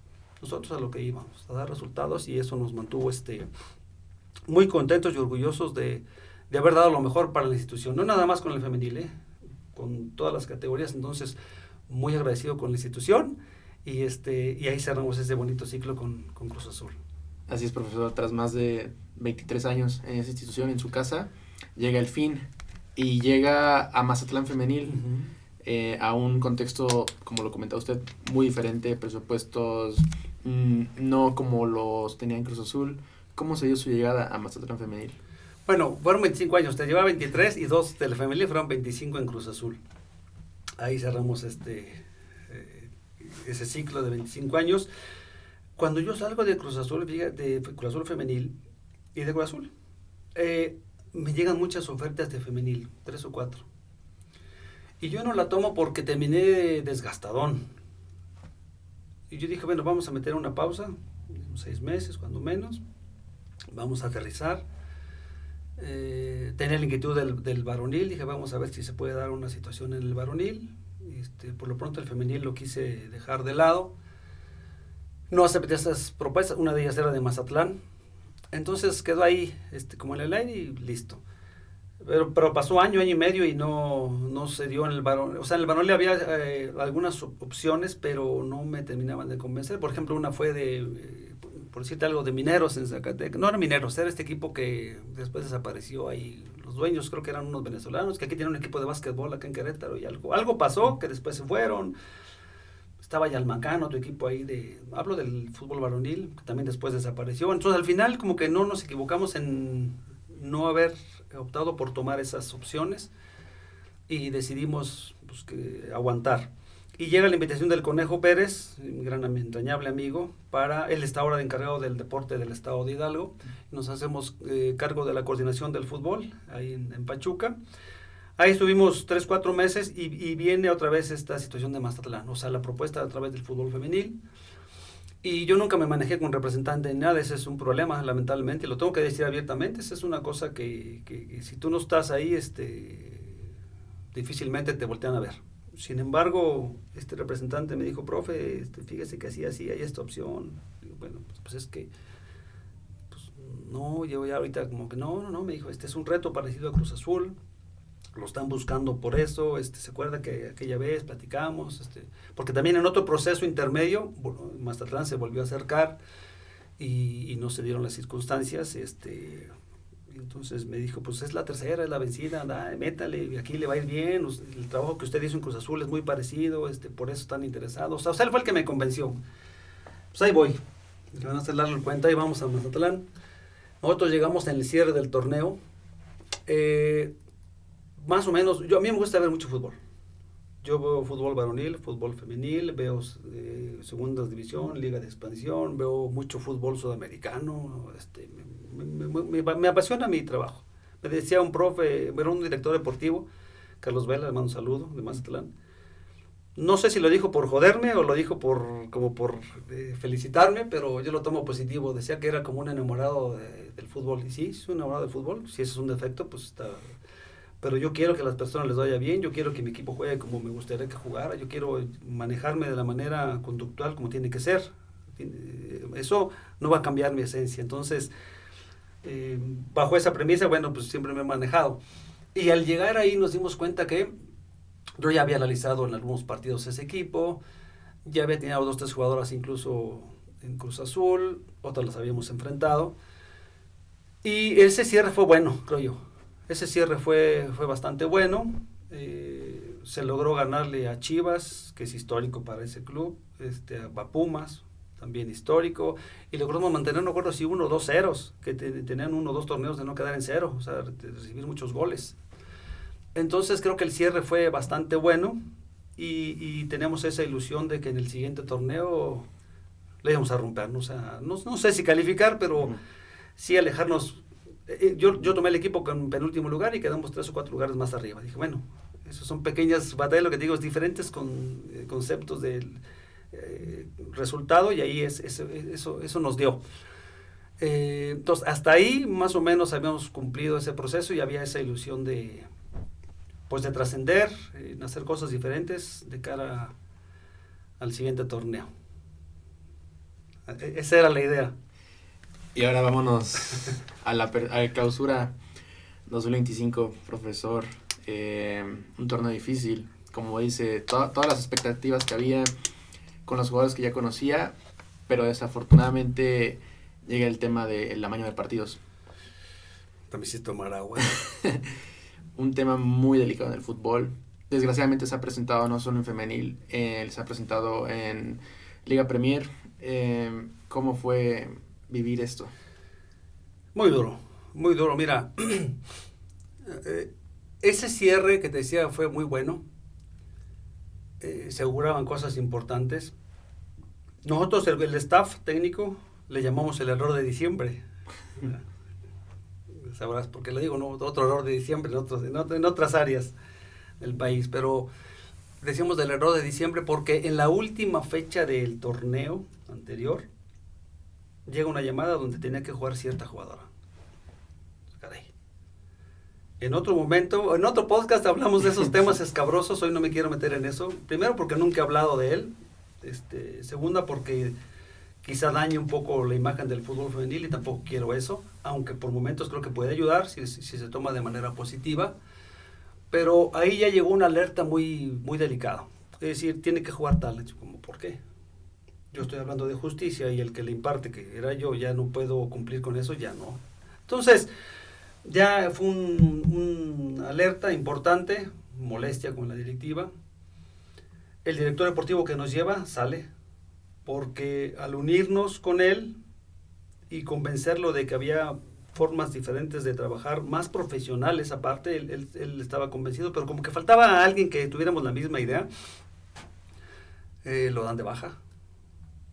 Entonces nos desarman, pues el que nos va a apoyar ya lo sacaron por esa circunstancia. Yo les dije, pues sigo yo. Yo ahí les dije, bueno, ¿saben qué? Ya, yo creo que ya no más. No, espérate, ¿cómo? Pues ya se fue el que me trajo y pues no, la cosa va a seguir bien. Yo le decía, bueno, es que por lo que seguimos, hablo todo esto previo porque lo que pasó después fue durísimo. No se le ha dado mucha promoción y qué bueno, porque pues estábamos metidos nosotros. Pero es gravísimo esto que sucedió. Es gravísimo. Lo más lamentable que ha pasado en el fútbol femenil. Y lamentablemente también nos tocó estar ahí. Yo decido seguir porque mi staff, el profesor Mauro y el profesor Alex, habían dejado sus trabajos por acompañarme. Yo dije, bueno, qué duro puede ser que tuvieron nomás 2 meses, 3 que era diciembre, el mes estábamos ahí planeando el siguiente, y ya les diga que no, o sea, dejaron trabajos por acompañarnos y ahora resulta que pues ya nos vamos tan pronto, ¿no? Entonces un poco por ellos que se hace un error y lo tengo que decir también abiertamente, también para los profes que van empezando, tienen que valorar todas esas situaciones, porque al final aceptamos y yo creo que ahí nos equivocamos, porque un grupo de jugadoras que quisimos que ya no siguieran, las mantuvieron. Y dentro de este grupo hay muchas imputadas. Ya no voy a decir que sí culpables porque salió una, yo tengo mis versiones, pero por esto digo, eso lo hacemos en otro podcast más picosito, lo vamos a dejar más en la parte suave. No permitieron que salieran. Y entonces, en ese momento yo no pensaba en el amaño, por supuesto, yo simplemente en lo deportivo decía, necesitamos hacer estos cambios, veo que están muy empoderadas de manera no tan positiva, y yo creo que también futbolísticamente necesitamos un cambio. Pero ya no estaba el director deportivo que nos había llevado, entonces quien llegó no se dio, no tiene otra idea, así lo dejamos. El tema es que arranca el torneo, y tómala, de rápido, Rayadas nos da una repasada en la fecha 1, en la fecha 2, 2 autogoles en 2 minutos. Venimos a Querétaro, no se me olvida, creo que fue en fecha 3 o 4 y sabíamos que Samayoa trabajaba mucho el balón parado. Hablo de lo que me acuerdo así de viva. Y ¿sabes qué? No hay que, muchachos, las faltas, no regalar faltas, en los primeros 3 minutos hicimos como 10 faltas. Empezamos a ver cosas que no eran, hablo de lo general, pero veíamos, tenemos un equipo muy limitado, sí, pero ya habíamos demostrado que podíamos. Y de repente lo que veíamos del cierre del torneo anterior, en los entrenamientos y en ese torneo algo no estaba bien. Y como analizábamos todo, veíamos que había minutos donde éramos propensas a recibir goles. Para no cerrarlo el cuento, en la fecha 6 u 8, y esto lo puedo decir abiertamente, la primera vez también que lo hago, nosotros denunciamos esta parte a la directiva. Queremos que haya amaño de partidos. Y no nos creyeron. Es durísimo. Entonces, yo puedo entender en ese momento, o sea, imagínate, tú te llegas con esto al directivo y dices, estás loco. O sea, sí, casi eso me dijeron, hombre, ¿cómo crees? Casi tú eres el que estás bien tronco. Sí, yo estoy tronco, lo que ustedes me digan. Pero yo creo que hay un amaño de partidos. No hay forma de que, por muy limitadas que estemos, nos pasen estas cosas. No puede haber forma. No nos creyeron, 2 fechas más de estas golizas así rarísimas. Yo ahí les renuncio y es también la primera vez. Todo esto que te digo, perdón, es la primera vez que lo vierto públicamente, no, siempre lo había quedado ahí guardado. Y les dije, ¿saben qué? Yo así no puedo. Yo así no, porque ni éticamente es correcto, ni ustedes no creen en lo que yo estoy diciendo, y el que paga al final soy yo, porque yo voy a las conferencias de prensa y yo hablo bien de las jugadoras como tiene que ser, de mis jugadores. Jamás voy a hablar mal, eso es de manera interna. Pero yo estoy en una lucha donde yo digo que la cosa viene de una manera, pero está ocurriendo de otra. Y ustedes no me creen. Entonces, pues es difícil esa situación, sobrellevarla así. Entonces dijeron, no, mira, no es el momento, pero tal, es un proceso, va bien, el equipo cada vez se ve mejor, son rivales que son así. Sí, digo, pero no es así. O sea, no es posible que yo... Voy a hacer referencia a lo que salió a nivel redes de 2 o 3 partidos, pero fueron más. O sea, eso es lo que salió, eso es lo que se investigó, pero eso es nada que ver con lo que realmente vivíamos. Y tal cual como salen esas mugrosas situaciones que tú llevas un partido 0-0 y en 3 minutos te meten 4 goles. Tú arrancas el segundo tiempo y 4 goles en 3 minutos. Y luego otra vez no pasa nada. Y no se me olvida, y todo esto, digo, ya haremos un podcast más negativo. No se me olvida, qué duro esa vez que yo le renuncié contra Guadalajara. Fue contra Chivas. Porque el técnico, que no me cae nada bien, pocas veces voy a hablar mal de un colega. Pero es la primera vez que lo voy a hacer, contándonos los toques. Sí, eso no se vale. Eso no se vale, y por eso hubo cierta fricción con el técnico rival, español, así lo digo. Es la primera y yo creo que la única en mi vida que voy a vertir esta situación.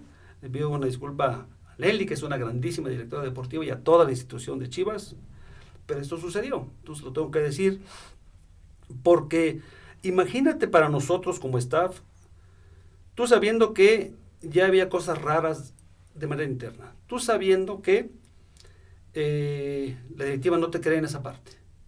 Tú llevas un control más o menos bueno del partido y te meten esos goles en nada. Y de repente en ese juego el técnico rival burlándose, contándote los toques.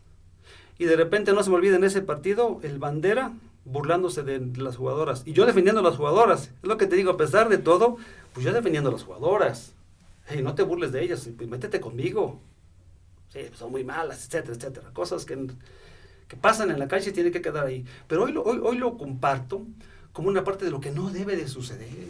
No puede pasarnos eso en ningún fútbol, más en los máximos niveles, que es la Liga MX femenil y la varonil. Eso es como ejemplo, tenemos que hacer en todos sentidos. Y después, hacia abajo. Pero ¿por qué vamos a permitir todo eso?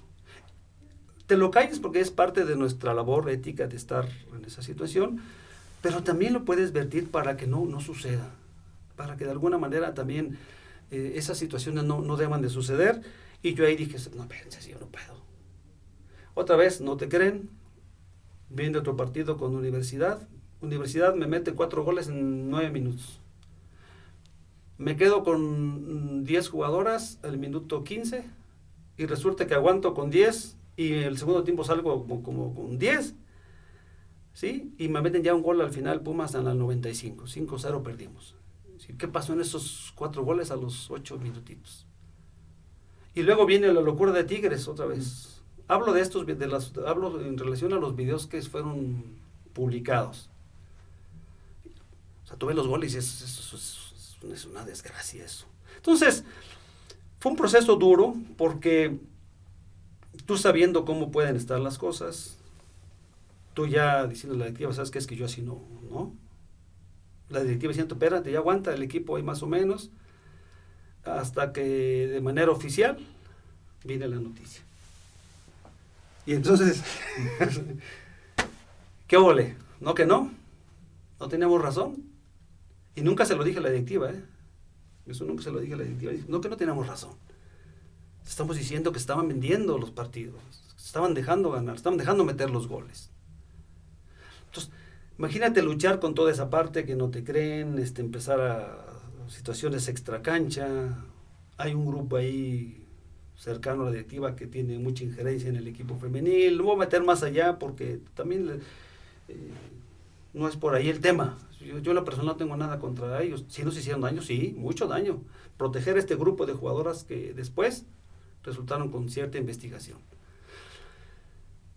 ¿Cómo evaluar eso? ¿Cómo evaluar si te estoy trabajando para que ganes y tú estás haciendo todo para que perdamos? ¿Cómo le hacemos? O sea, qué duro para uno también en esa parte, porque te pueden ganar porque el rival fue mejor, te pueden ganar porque tácticamente fuimos un desastre. Pueden decir lo que quieran de uno, sí, pero no bajo esas circunstancias. Y después que sale todo esto, pues y luego tenemos razón y ya cuando se hace obvio y que empezamos a separar, el equipo empieza medio a mejorar. Y haces 10 puntitos en 3 partidos, 4, cuando que pues tuviste todo el torneo para... Si eso hiciste en 4 partidos, imagínate lo que se pudo haber hecho, bueno, ya está. Y después te dicen que sigues y después a la mejor que ya no sigues. O sea, entonces hoy lo vierto por esa parte, nunca nos pues no tenía ni por qué. Nos salimos como embarrados de este tema, pero en lo futbolístico sí nos pegaron, en los resultados sí nos pegaron. Y hoy lo declaro, nosotros lo denunciamos en la fecha 6 o 7 y no nos creyeron. Entonces, durísimo, ese es un cierre terrible de lo que fue ese torneo en Mazatlán. Entonces, ya me extendí mucho, pero la gente tiene que entender a veces el contexto de muchas cosas y a veces lo que pasa en los cuerpos técnicos, ¿no? Que tienes que aguantar ciertas cosas para continuar en un cargo que a veces te equivocaste en decir que sí cuando en diciembre te tenías que haber ido. Esa es la realidad. Le agradezco, profesor, el que pueda contar estos temas, ¿no? Que como dicen, poco se sabe o se sabe lo que sale, pero no se sabe lo que la persona vive, ¿no? Y ya dando por terminado el tema de Mazatlán y pasándonos ahora a la actualidad, su actualidad, está como entrenador de porteros en el Instituto Cumbres y en la Náhuac de Querétaro. ¿Cómo vive hoy este momento después de todo lo que ha pasado tanto en Cruz Azul como en Gallos como jugador y ahora aquí en Querétaro, en su ciudad, en su casa? Pues mira, muy contento. Cuando pasa todo esto, me decía una persona, como bien dice ya para cerrar ese tema, que si le deseaba bien o mal, no, le digo, mira, yo aprendí de mis profesores, de todos estos que ya hablamos en otro momento, porque yo les preguntaba, a mí me gustaba aprender. Dice, bueno, cuando salen de un equipo, ¿qué es lo que le desean al equipo que los cesó? Y todos decían que le vaya bien. Que le vaya bien. 1, porque a lo mejor no entendieron tu idea. 2, porque a lo mejor no pudiste transmitir. Dice, pero lo más importante es que casi siempre tú armas esos equipos. Y entonces, qué mejor que alguien diga que no te equivocaste en la elección de tus jugadoras y tus jugadores. O sea, que no estabas tan errado en el proyecto. Entonces, siempre hay que desearles que les vaya bien. Y yo le decía, pues yo deseo que le vaya bien. Me dio gusto ahora que después de muchos años Cruz Azul Femenil lo haya podido lograr. Y curiosamente con Mazatlán, sí te soy honesto, no decía que le fuera tan bien, pero tampoco le decía mal. Yo solamente dije que le vaya como le tenga que ir, porque se portaron mal. Ya el resultado, ¿para qué te cuento, no? O sea, sin amaños de partidos creo que hicieron 2 puntos, una cosa así, o 3, o no sé. Creo que fueron uno de los peores torneos en la historia del fútbol femenil. Tampoco deseaba eso, pero a como se daban las cosas, pues se trabajaba para eso, ¿no? Con el debido respeto para quien estuvo al frente. Entonces, cerrando esa situación, yo llegué un momento y dije, bueno, ya estuvo, ¿no? Otra vez vamos a meter una pausita porque acá fueron muchas emociones encontradas. E inmediatamente dije, vamos a buscar en Querétaro, a ver, vamos a estacionarnos un rato, estar más tiempo con la familia. Fueron muchos años tanto estar en Cruz Azul como Mazatlán y un poquito Pachuca, que me quedaba cerca. Dije, vamos a buscar algo aquí. E inmediatamente, pues yo estuve trabajando en el Instituto Cumbres hace 20 años, por ahí más o menos. Cuando yo me retiro ahí tenía mis escuelas, pero ahí llegué a trabajar. Y el coordinador el director de deportes ahí del colegio, del instituto, me ubicaba. Fuimos compañeros en esa etapa y rápido me dio ahí la opción de trabajar. Entonces caímos como de apechito, se puede decir, rápido, otra vez en trabajo más formativo, totalmente diametralmente opuesto a lo que veníamos haciendo. Otra vez volver a las bases, acá es estudiantil. En los clubes profesionales tenemos jugadores que estudian, ojalá cada vez sean más. Uh-huh. Y acá son estudiantes que juegan. Entonces, eso es otro contexto y en ese sentido. Me costó al principio, yo quería, bájale. Y después, hubo alguna propuesta ahí cercana al Club Querétaro, no se dio por alguna circunstancia, no voy a decir si es varonil o femenil, estuvimos cerca, no hubo arreglo, pero dije, bueno, si en algún momento se da, que bueno, si no se da también, que bueno. Yo lo que hoy quisiera es estar otro tiempo más aquí en Querétaro. O sea, quiero disfrutar más a mi familia, quiero estar más en mi tierra. Si sale alguna opción, bueno, pues ya veremos si la tomamos o no. Han habido opciones, sí, de auxiliar aquí, de auxiliar allá, de dirigir por acá. No las hemos tomado por ya también por experiencia. Es decir, no es volver a aparecer por aparecer, tiene que ser algo serio, más allá de la calentura de volver a dirigir o estar al frente, tiene que ser ya más pesada. Después de esto último, no nos equivoquemos, profesores, en agarrar cualquier cosa por agarrar, es decir, hay que pensar en muchos factores. Siempre lo decimos, pero muchas veces hasta que no te pasa lo haces. Entonces, otro tiempo acá, ver qué opciones se pueden dar. Quiero ver si emprendo algo nuevamente aquí, y ya estar en casa nuevamente y pues no sé, el tiempo que sea necesario para disfrutar, insisto, de la familia, de la ciudad y de muchas cosas que nos perdemos a veces por estar en aquella burbuja que es el alto rendimiento y que bueno, que ojalá ahora que llegó esta directiva, lo hablo públicamente, lo agradezco, hubo un acercamiento, lo agradezco, ojalá tengan más gente de Querétaro. Yo creo que soy de los profes más preparados en experiencia y en muchas cosas que por todo este bagaje de vida deportiva, no necesariamente tengo que ser el mejor, pero sí que nos tomen en cuenta, que tomen en cuenta a otro grupo de profesores que llevan aquí ya también muchos años. Ha llegado una nueva directiva que ojalá también revalorice pues eso, lo que es la gente de Querétaro. Y yo también quiero pensar que mucha gente de Querétaro no ha tenido participación porque regularmente llegaban pues personas que traen a su grupo de trabajo, como tiene que ser, hay una lógica, pero de repente también la gente de Querétaro que levante la mano, no nada más yo, los demás profesores que estén por ahí. Ahora ha sido muy grato, tanta gente que nos ubica, que nos conoce, y mucha gente que lo tengo que decir, cuando vean, mándame el currículum, decían, no, es que es mucho. Pues sí, hijo, pues si no te voy a pedir que me paguen lo que me pagaba Cruz Azul, es decir, yo lo que quiero es estar acá, estar en mi ciudad, estar con la familia.